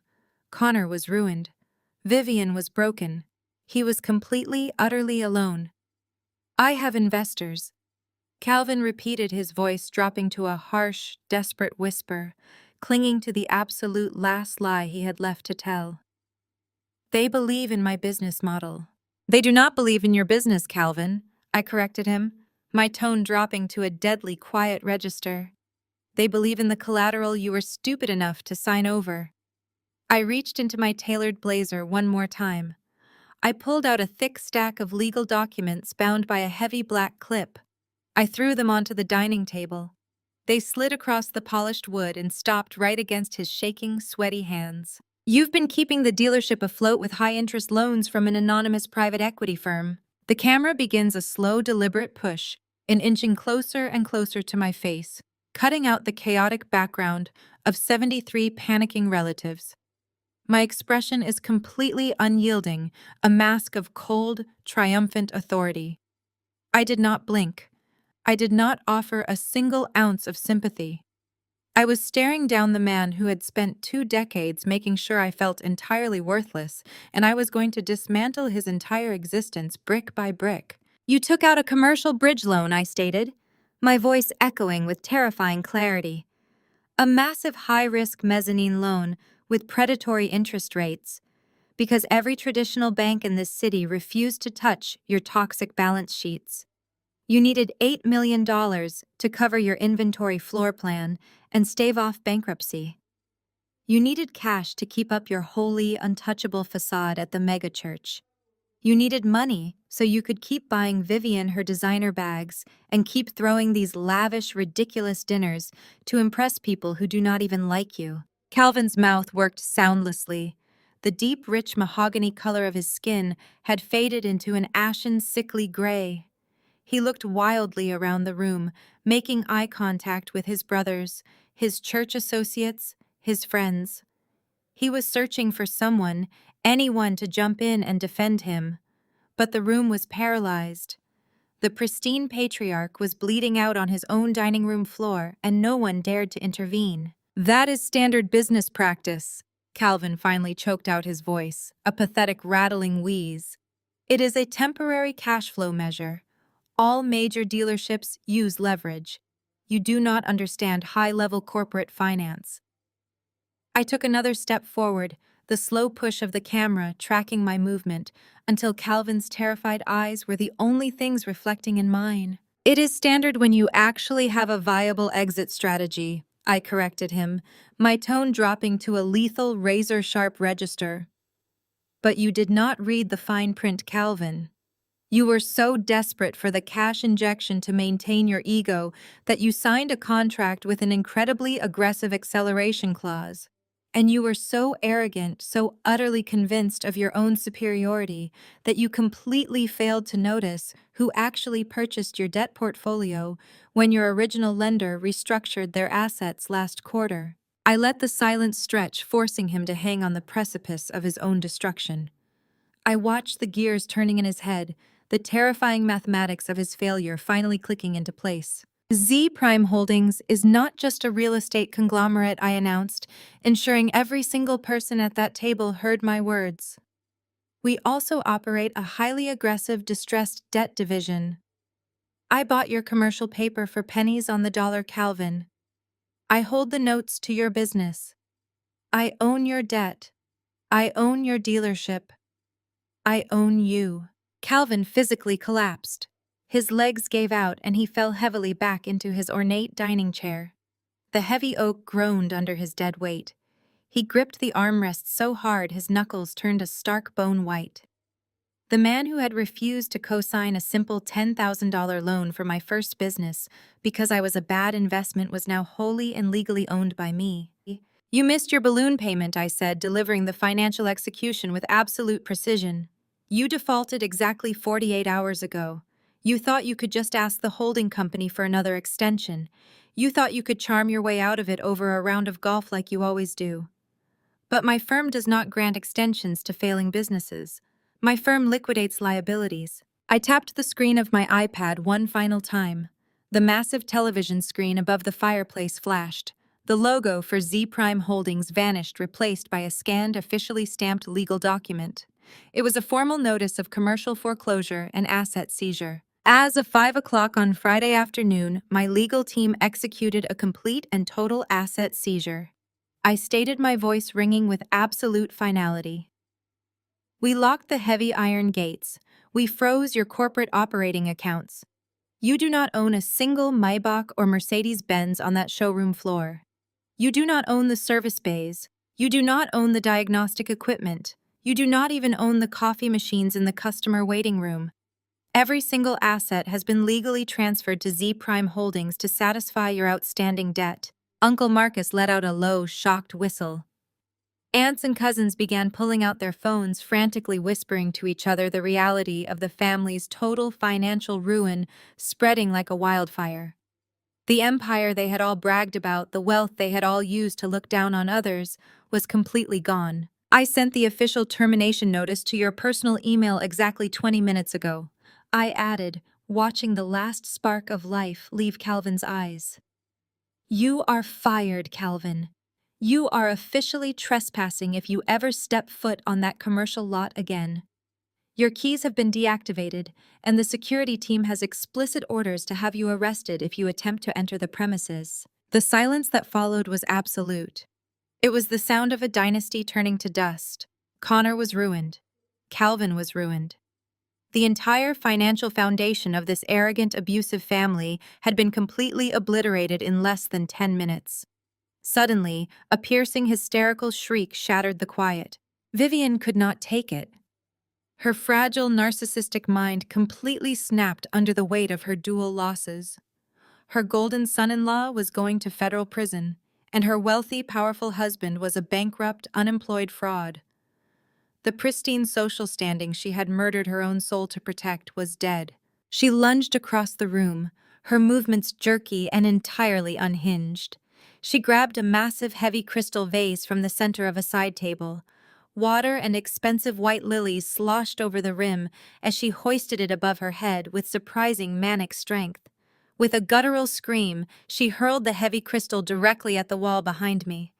The vase shattered into 1,000 glittering pieces, water and glass raining down onto the expensive hardwood floor. "You ungrateful wretch!" Vivian shrieked. Her face contorted into a mask of pure, ugly rage. Her chest heaved violently as she pointed a shaking, manicured finger at my face.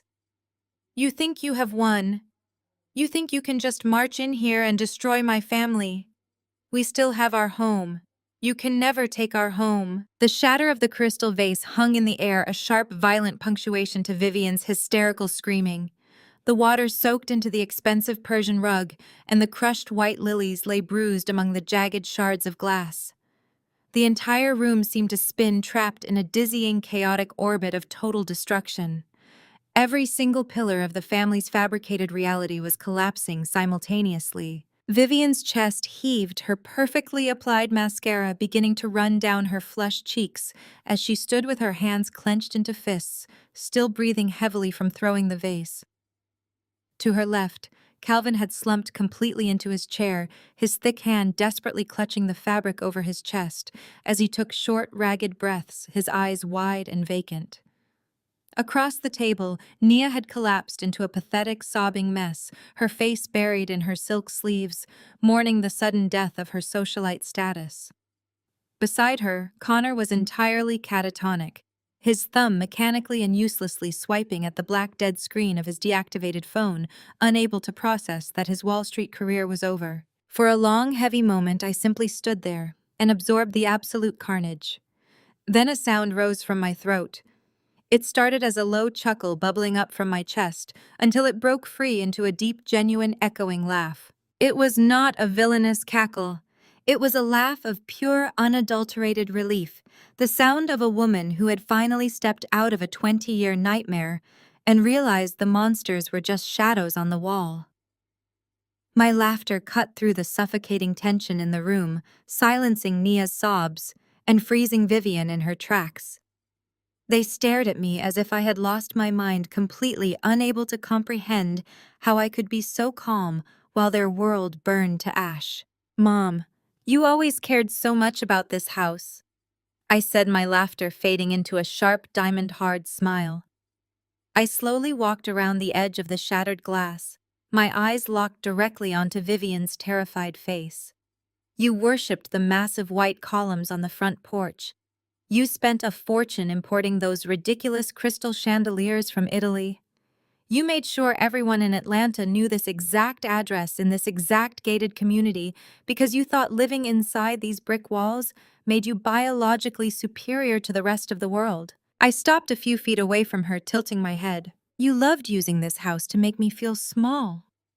I continued, my voice steady and unforgiving. I remember when I was 16 and you hosted the spring charity gala right here in this dining room. You invited all your wealthy country club friends, all the politicians, and the church elders. And you told me I was not allowed to walk through the front door or be seen in the main hall because my clothes were not designer and my hair was not perfectly styled. You made me sit in the kitchen with the catering staff for 6 hours because presenting your adopted daughter to high society would ruin the immaculate aesthetic of your mansion. Vivian swallowed hard, her eyes darting away from mine, a flicker of genuine shame briefly crossing her face before the narcissistic defensiveness returned. We still have our home.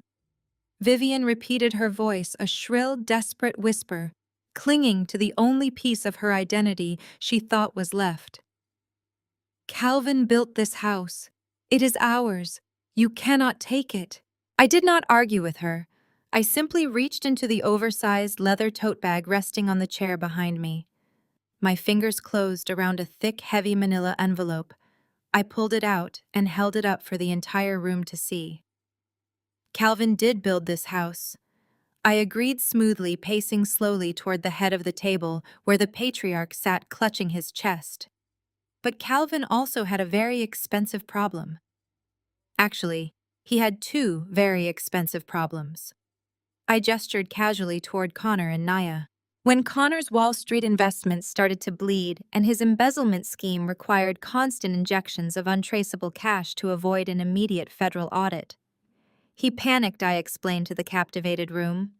And when Nia absolutely refused to cut back on her $100,000 country club memberships, her first-class trips to St. Bart's, and her monthly luxury shopping sprees, Connor could not cover the deficit.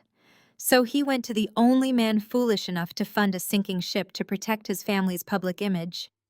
He went to your husband, Vivian. Vivian's head snapped toward Calvin, her eyes wide with sudden dawning horror. Calvin refused to look at her. He just stared at the mahogany wood in front of him, his breathing growing increasingly shallow. Calvin's dealership was already bankrupt. I continued circling the table like a predator securing its perimeter. He had zero liquid capital. He had no cash reserves.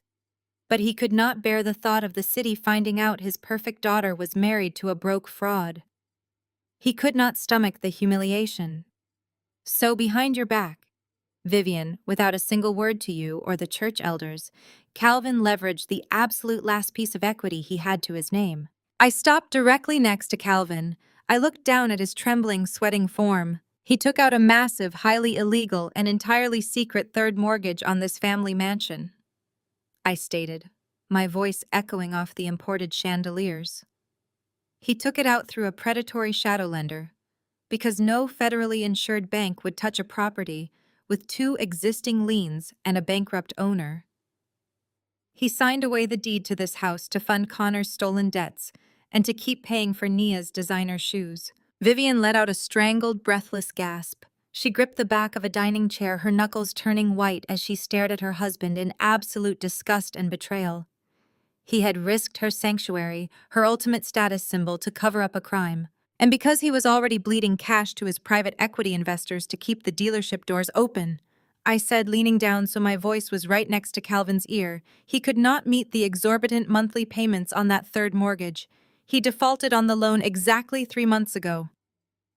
I lifted the heavy manila envelope and held it directly over the center of the table. My real estate acquisition firm, Z Prime Holdings, monitors high-risk default properties in elite zip codes, I whispered, ensuring the absolute finality of my words sank into his bones. We purchased the defaulted paper from the shadow lender 30 days ago. We own the primary deed. I opened my hand. The thick manila envelope dropped onto the mahogany wood with a heavy, sickening thud. It landed right next to the black titanium credit card. Open it, Calvin. The camera pulls back into a wide shot capturing the sheer scale of the opulent dining room and the 73 people frozen within it. The lens captures the crushing weight of the silence, then begins a slow, deliberate pan into mid-shots of the extended family. Their faces are a fascinating study in real-time survival mechanics. The initial shock, the wide-eyed disbelief at seeing the untouchable patriarch reduced to a hyperventilating mess, is rapidly melting away. It is being replaced by something much more primal and vicious. Self-preservation. These are people who worship wealth above all else. They bow to power and status. For decades, they bowed to Calvin and Vivian because they held the purse strings and controlled the family narrative. They were the sun around which this entire greedy solar system revolved. But now the true apex predator is standing in the room. Elias does not just have wealth. He has the kind of terrifying, untraceable billionaire power that can obliterate a person's entire existence without leaving a single fingerprint. And they just realize they have spent the entire evening mocking the woman who holds his leash. The silence finally shatters. It does not start with a scream, but with a low, venomous hiss that spreads through the crowd like a contagion. Uncle Marcus is the first to physically and verbally defect. The corporate lawyer aggressively straightens his suit jacket and steps away from the dining table, looking at Calvin with absolute revulsion. "You fool," Marcus spits out, his voice cutting through the murmurs and ringing with panic. "You leveraged the entire family estate to cover up a federal embezzlement scheme. You tied this family name to a Wall Street Ponzi scheme just to keep up appearances. Do you have any idea the kind of liability you have exposed us to? I will not go down for your reckless arrogance, Calvin. My firm will be issuing a public statement distancing ourselves from your businesses by morning. I am calling the ethics board myself." That is the spark that ignites the powder keg. The fear of Elias's wealth and the disgust at Calvin's criminal stupidity causes the entire extended family to turn on their former leaders with breathtaking speed. The sycophants transform into a firing squad. Aunt Patricia, the woman who not 20 minutes ago was laughing at my expense and boasting about her own social standing, pushes her way to the front of the crowd. Her face is flushed with righteous, hypocritical indignation. She points a shaking, manicured finger directly at Vivian's face. "You told us Zariah was a drug addict to explain why she wasn't at Thanksgiving." Patricia screams, her voice echoing off the vaulted ceilings and drowning out Calvin's ragged breathing. "You cried real tears and told the entire church congregation that she was stealing from you to fund a dangerous habit and that you had to cut her off for her own good. You made us pray for her corrupted soul. But you were the ones stealing. You stole from this child to pay for your own extravagant lies." A collective gasp ripples through the relatives as the action-based backstory is laid bare. The narrative Vivian had so carefully constructed to isolate me, to make me the family pariah, while elevating Nia to sainthood, completely collapses into dust. The aunts and uncles who had prayed for my troubled soul now look at Vivian as if she is a diseased rat. Vivian shrinks back, her hands raised in a pathetic attempt to deflect the incoming verbal assault. "Patricia, please, you do not understand the pressure we were under." Vivian stammers, her voice completely devoid of its usual aristocratic command.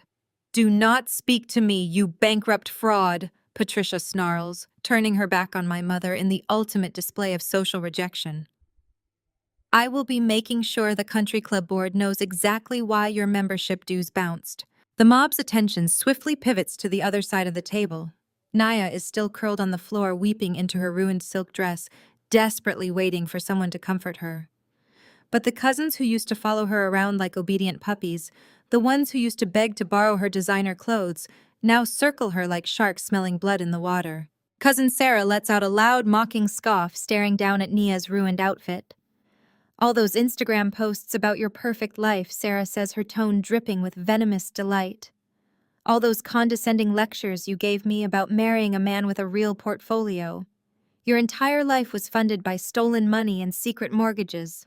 Your bags are stained with federal crimes, Nia. You are nothing but a common thief in a Gucci dress." Nia lets out a loud wailing sob and covers her ears, completely unable to defend herself. She looks up, her tear-streaked face searching the crowd for a single sympathetic eye, but she finds absolutely nothing. The family is tearing her apart to appease me, to show Elias that they are not on the side of the criminals.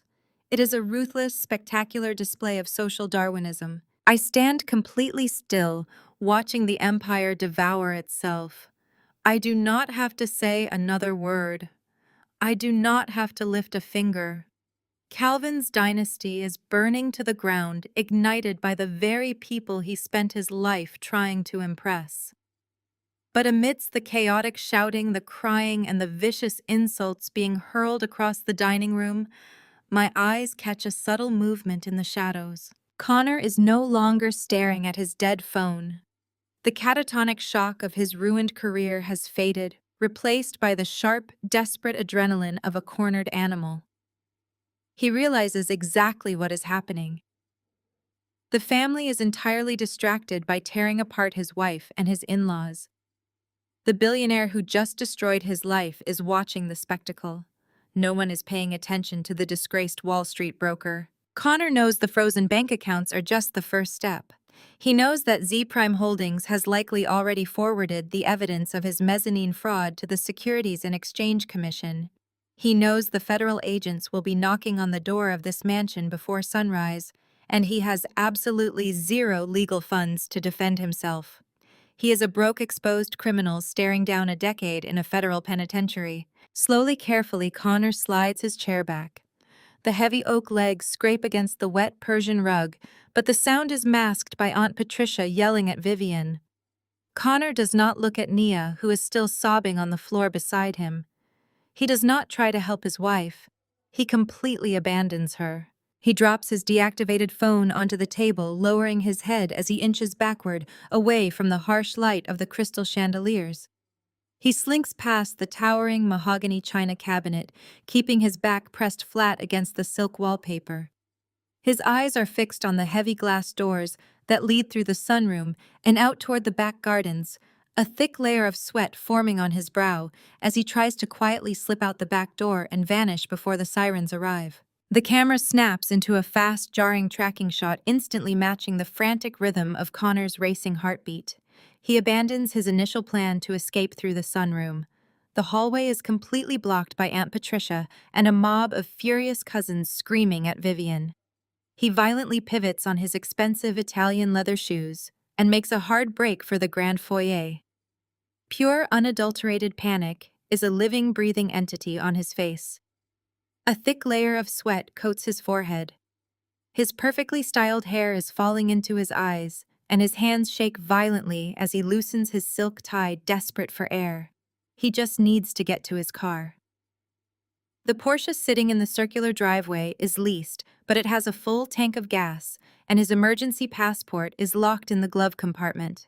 If he can just get behind the wheel, he can drive straight to the airport and vanish before the federal agents piece together the full extent of his embezzlement scheme. Back in the dining room, Nia lifts her head from the ruined Persian rug.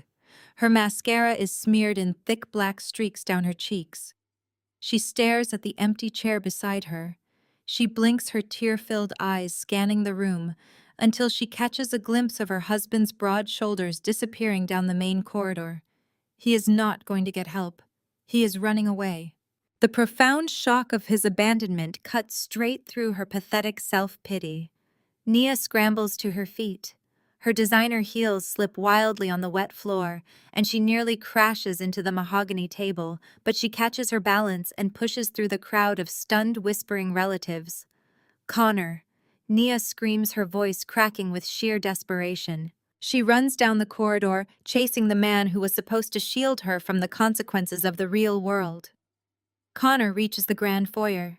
He practically throws himself at the marble credenza near the entrance, his trembling fingers blindly searching the ornate silver bowl for his car keys. He snatches the heavy keychain just as Nia crashes into him from behind. "Where are you going?" Nia shrieks, her voice echoing off the vaulted ceilings of the foyer. She grabs his arm with both hands, her manicured nails digging deep into the expensive fabric of his tailored suit jacket. "You have to fix this. Do you hear me? You have to talk to Zariah. You have to call your investors. Do something. Connor goes entirely rigid. He looks down at her manicured hands, gripping his sleeve, and a look of absolute concentrated disgust twists his handsome features. The carefully maintained facade of the perfect Wall Street husband shatters into a million pieces. With a violent, brutal motion, Connor rips his arm out of her grasp and shoves her away. Nia stumbles backward, her heel catching on the marble tile, and she slams hard against the silk-lined wall. She looks up at him, her mouth hanging open in complete shock. He has never laid a hand on her. He has never even raised his voice. But the man standing in front of her now is not her loving husband. He is a cornered rat willing to chew off his own leg to escape a trap. Fix this! Connor spits out his voice vibrating with venom and years of suppressed resentment. There is no fixing this, Nia. It is over. The money is gone. The accounts are frozen. I am looking at 20 years in a federal penitentiary because of you. Because of me. Nia gasps, pressing her hands against the wall to keep from collapsing. Yes, because of you, Connor roars, stepping toward her, unleashing all the toxic hatred he has kept buried beneath his perfect smile. Do you have any idea what it took to keep you happy? Do you have any idea how much money I had to steal just to pay for your ridiculous country club fees and your monthly trips to Paris? I emptied client portfolios to buy you diamond necklaces so your mother would stop looking at me like I was a peasant. You bled me dry. Nia, you and your fake, arrogant, bankrupt family bled me completely dry. A crowd of relatives has spilled out of the dining room and into the hallway drawn by the screaming. They stand frozen in the corridor, watching the golden couple tear each other to shreds. I step out of the shadows and stand quietly beside Elias, watching the glorious karmic destruction of the woman who made my childhood a living hell. Naya begins to sob again, shaking her head in denial. Connor, please, you cannot just leave me here. We are married. We are a team. We are nothing. Connor sneers, his upper lip curling in revulsion. This entire marriage was a transaction and your account just hit zero. You are a useless, spoiled parasite who does not know how to do a single thing for herself. I am done with you. I am done with your mother. And I am done with this family. You have nothing left. He does not wait for her to reply. He does not care that his wife is sliding down the wall, weeping hysterically in front of 50 relatives. Connor turns his back on her, fully committing to his cowardly escape. He steps up to the massive custom-built double doors at the front of the mansion. He takes a deep breath, clutching his car keys in his sweaty palm, preparing himself to sprint across the driveway and make a clean, uninterrupted getaway into the night. He grabs the heavy brass handles and pulls the doors wide open. But there is no clean getaway. The heavy doors swing inward and the grand, darkened entrance of the mansion is instantly flooded with blinding, strobing lights. The chaotic flashes of red and blue bounce violently off the polished marble floors, painting Connor's terrified ashen face in a stark, flashing glow. Standing right on the front porch, silhouetted against the flashing light bars of 4 parked squad cars, are 2 uniformed police officers. They have their hands resting casually on their utility belts. Flanking them are 2 men in dark windbreakers, the bright yellow letters FBI stamped boldly across their chests. They are looking directly at Connor, entirely unbothered, as if they have been waiting for him to open the door all along. The lead FBI agent steps smoothly over the threshold, his expression entirely devoid of sympathy as he holds up a gold badge. Connor Sterling, you are under arrest for multiple counts of wire fraud, grand larceny, and conspiracy to commit money laundering. The agent states, his voice projecting clearly into the cavernous foyer. You have the right to remain silent. I highly suggest you use it. Connor attempts to take a step backward, his mouth opening and closing soundlessly as his brain utterly fails to process the reality of the situation. He raises his hands in a weak, trembling gesture of surrender, but before he can utter a single syllable of defense, one of the uniformed police officers lunges forward. The officer grabs Connor's wrist, forcefully spinning him around and pressing his chest hard against the imported mahogany wood of the open front door. Looking past my own shoulder, I watch the scene unfold with absolute cold satisfaction. The harsh metallic ratcheting of the steel handcuffs echoes sharply off the vaulted ceilings, locking the golden boy of Wall Street into his new reality. Elias steps up silently to my right, his presence a steady grounding force amid the frantic energy radiating from the foyer. He adjusts the cuffs of his bespoke suit jacket, his eyes locked on the federal agents as they begin to pat down Connor's pockets. I took the liberty of calling the authorities regarding the embezzlement scheme the moment we finalized the purchase of the deed. Elias murmurs, his tone conversational, yet carrying a lethal edge of predatory efficiency. White-collar crime is taken very seriously when the evidence is hand-delivered in a perfectly organized, fully authenticated dossier.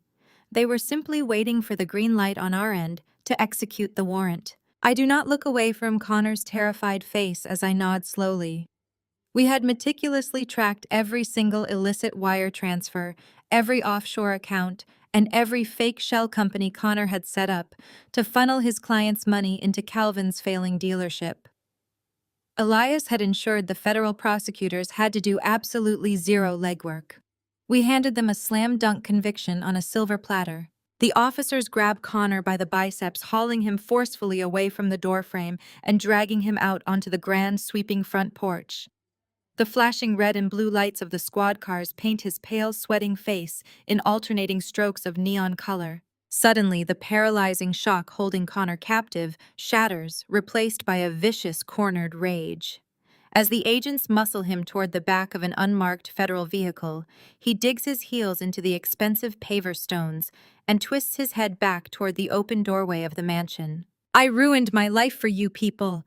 Connor screams, his voice tearing from his throat in a raw, animalistic roar. He locks eyes with Calvin, who has finally stumbled out into the hallway looking like a ghost. "You told me you had the capital. You told me the dealership was just going through a temporary restructuring. You dragged me into your pathetic, bankrupt mess. You washed up fraud." Calvin flinches violently, physically recoiling from the verbal assault, as if he has been struck across the face. Connor then whips his frantic gaze toward his wife. Naya is standing frozen near the base of the grand staircase, her hands covering her mouth, her eyes wide with unadulterated horror. "And you," Connor shrieks, struggling uselessly against the grip of the federal agents.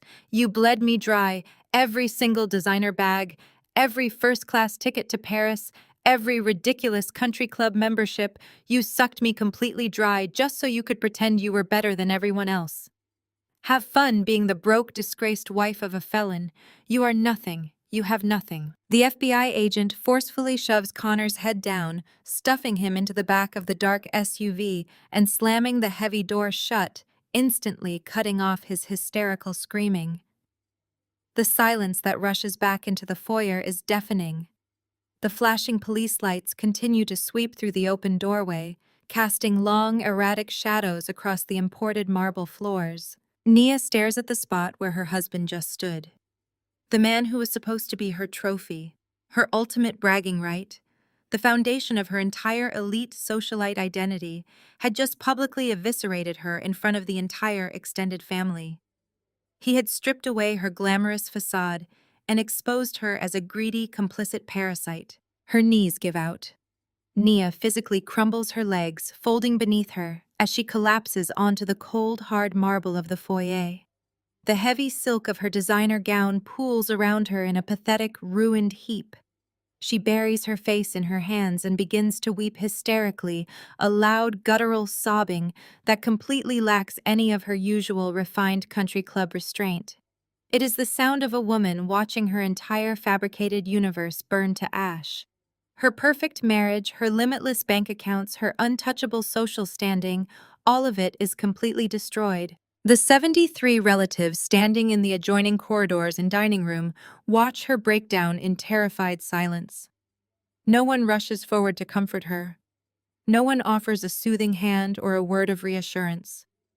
The aunts, uncles, and cousins simply stare at her with a mixture of disgust and profound fear, actively distancing themselves from the radioactive fallout of her crimes. I turn my attention away from the sobbing girl on the floor and look toward the center of the hallway. Vivian is standing entirely alone. The relatives have physically backed away from her, leaving her isolated in the middle of her own home. She looks out the front door at the federal vehicles driving away with her son-in-law.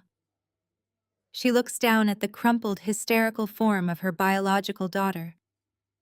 She looks back at the dining room where her husband is slumped against a wall, completely broken and facing total financial ruin. Then Vivian looks at me. She looks at the tailored lines of my suit, the calm, unbothered expression on my face, and the towering presence of Elias standing at my side. She realizes with absolute terrifying clarity that I am the only person left in the world who holds any power. I own the ground she is standing on. I hold the keys to her survival. The mask of the arrogant, untouchable matriarch finally shatters. Vivian takes a slow, trembling step toward me, then another. Her breathing is ragged, her eyes wide and pleading. As she closes the distance between us, the woman who spent 20 years treating me like an unwanted stray dog suddenly lets her legs collapse. Vivian falls heavily to her knees on the marble floor right in front of me. She reaches out with shaking, manicured hands, grasping desperately at the hem of my trousers. She looks up at me, tears streaming down her ruined face, stripping away every ounce of her pride in a frantic bid for mercy. "Zariah, please." Vivian begs, her voice a desperate cracking whisper. "I am your mother. You wouldn't do this to your own mother." The camera cuts to a high angle looking directly down at Vivian. She is a pathetic, trembling heap of imported silk and expensive diamonds clutching desperately at the sharp crease of my tailored trousers. The lens slowly tilts upward, tracing the rigid, unyielding line of my posture until it settles on my face. My expression is entirely impassive. There is no anger left in my eyes. There is no sadness lingering in my chest. There is only the cold, hard, absolute zero of total finality. "Zariah, please!" Vivian shrieks, her voice tearing through the silent, cavernous foyer. The polished, arrogant matriarch is entirely gone, replaced by a desperate, groveling stranger. "I raised you. I clothed you. I gave you a roof over your head for 18 years. We are family.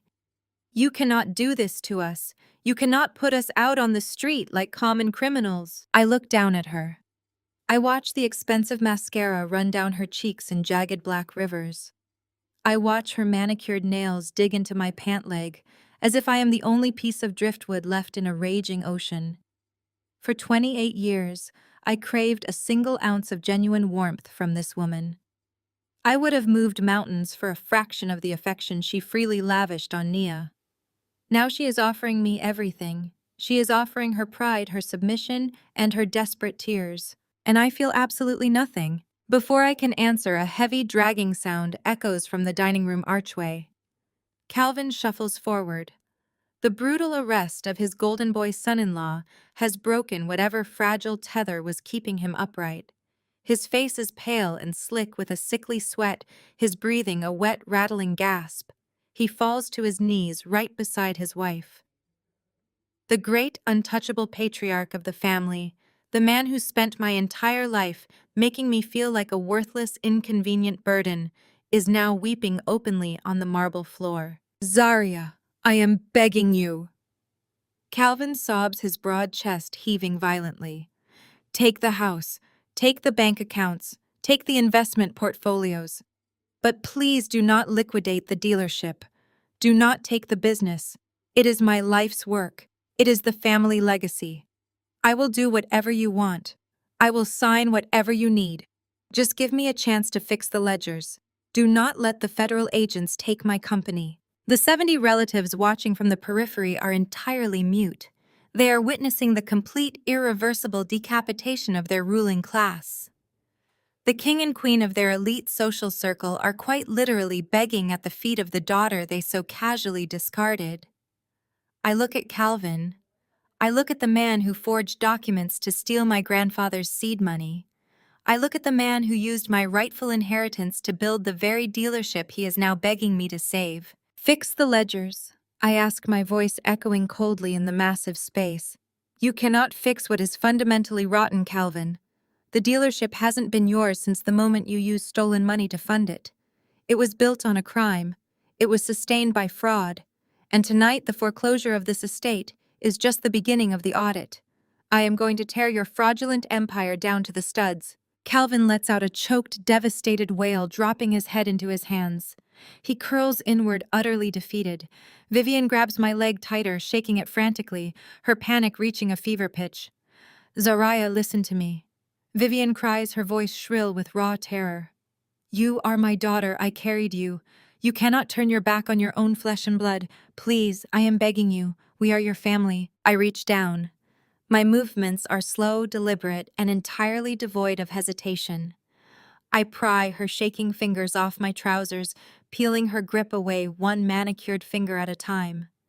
I step back, creating a physical boundary, forcing her to look up at me from the floor. My flesh and blood. I repeat the words, slicing through the heavy air of the room like a scalpel. I tilt my head, looking at the two of them kneeling before me. Less than 2 hours ago, you called me into your private study. You handed me a fabricated DNA test. You looked me dead in the eye and used fraudulent medical documents to extort me for millions of dollars, claiming I was the product of a cheap affair. Vivian freezes. Her breath hitches sharply in her throat. The surrounding family members let out a collective, horrified gasp. The final, darkest secret of the night has been dragged out of the shadows and exposed to the harsh light of reality. The aunts and uncles stare at Vivian in pure revulsion, finally grasping the true depths of her depravity. You told me I was not yours. I continue, my voice dropping to a lethal quiet register. You tried to erase my entire identity just to save your bankrupt lifestyle. You threw away my entire existence for a quick payout. You used the concept of family as a weapon whenever it suited you, and you discarded it the second it became inconvenient. I stare down into Vivian's terrified, widening eyes. I search my own soul, looking for a shred of empathy, but the well is completely dry. I do not feel a single ounce of pity. For once, Vivian, I agree with you, I state, delivering the ultimate crushing rejection. We are not family. Vivian opens her mouth to scream, to plead, to offer another desperate, calculating lie, but her voice completely fails her. She collapses forward, her forehead pressing against the cold marble tiles, her body shaking with dry, ragged sobs. Calvin remains beside her, a hollow, broken shell of a man, staring blankly at the wall as the reality of his impending federal prison sentence washes over him. Nia is still weeping in the corner, entirely forgotten by the parents who once worshipped the ground she walked on. The destruction is absolute. The karma is perfect. I do not offer them another word. I do not look back at the stunned, terrified faces of the relatives who came tonight to celebrate my humiliation and feast on my pain. I simply turn my back on the wreckage of their empire. I step toward Elias. He stands tall and unshakable, a quiet, predatory guardian who helped me orchestrate the greatest checkmate of my life. I reach out and smoothly link my arm through his.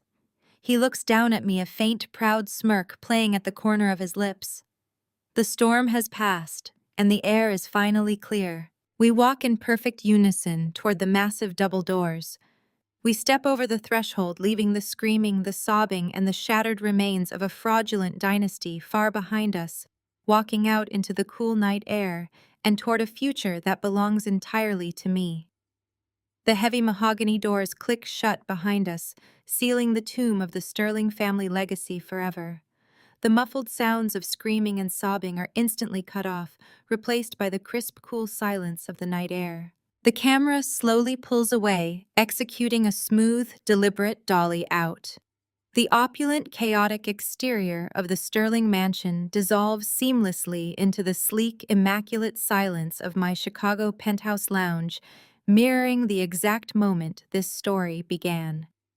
The sprawling city skyline glitters through the floor-to-ceiling windows, a sea of diamonds scattered across the velvet night.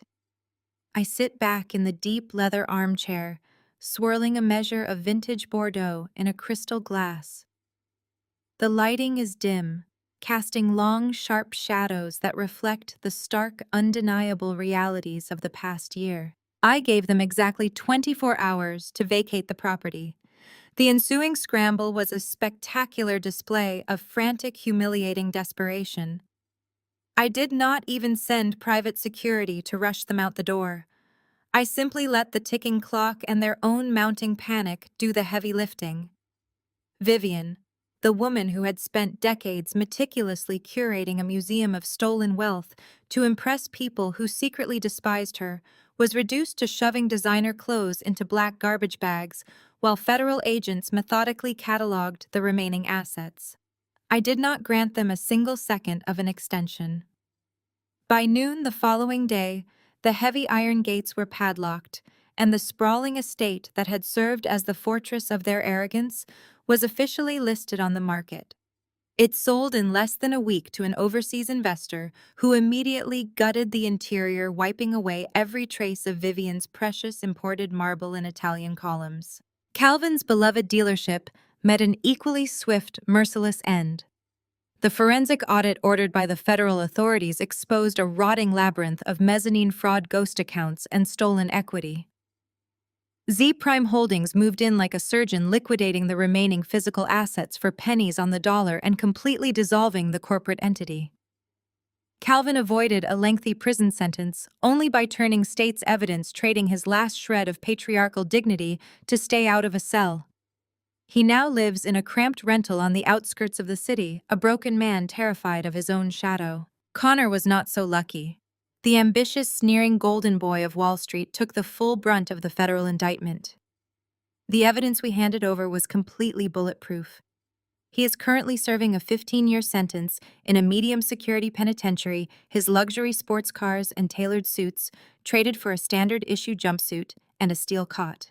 And then there is Nia, the perfect, untouchable princess of the family who had spent her entire existence floating on a cloud of unearned superiority. With Connor's assets completely frozen to pay back the defrauded investors, Nia was left to shoulder a mountain of crushing, insurmountable legal debt. The former socialite who once publicly mocked my inexpensive clothing and boasted about her monthly trips to Paris is now working a minimum-wage retail job at a suburban strip mall. She spends her days folding the exact brands of clothing she used to buy, with stolen money, often forced to ring up purchases for the very women who used to attend her lavish cocktail parties. She returns every night to a tiny one-bedroom apartment she can barely afford. The echo chamber of sycophants and flatterers vanished the moment her bank accounts ran dry. But the true victory was never just about their destruction. It was about what I gained in the aftermath. The fabricated DNA test Vivian tried to use as a weapon against me ended up being the key to unlocking the truth they had tried so desperately to bury. Elias's investigative team traced the forged medical records back to their origin, uncovering a trail of suppressed correspondence and hidden legal documents. They led me straight to a man in Seattle who had spent 28 years believing his daughter was permanently lost to him. Finding my biological father was the profound, unexpected blessing born from their malice. I finally discovered what it means to be part of a family that does not demand blind submission in exchange for basic affection. I found a man who looks at me with genuine, unwavering pride, not as a financial investment, and certainly not as a regrettable mistake. For my entire life, Calvin and Vivian told me I was nothing. They branded me the family disappointment, the ugly dropout, the useless stray who would never amount to anything unless I bowed to their demands and played my assigned role as their designated scapegoat. They expected me to shrink, to internalize their venom, and to quietly disappear into the background of their glamorous, fraudulent lives. Instead, I took every single insult, every vicious rumor, and every ounce of dirt they threw at me, and I used it to build an empire. I did not need their money, I did not need their fabricated family name, and I certainly never needed their permission to succeed. I sit in the quiet luxury of my own making, untouchable and absolute. I raise the crystal glass, the deep red wine catching the ambient light of the city below. I take a final slow sip, savoring the rich, complex taste of total vindication. I lower the glass and look directly into the camera, holding the gaze with unblinking, lethal clarity. They tried to dig a grave for the ugly dropout, I say. My voice steady, carrying the quiet, echoing finality of a closing vault. But they forgot one thing. I own the land they were digging on. Fade to black.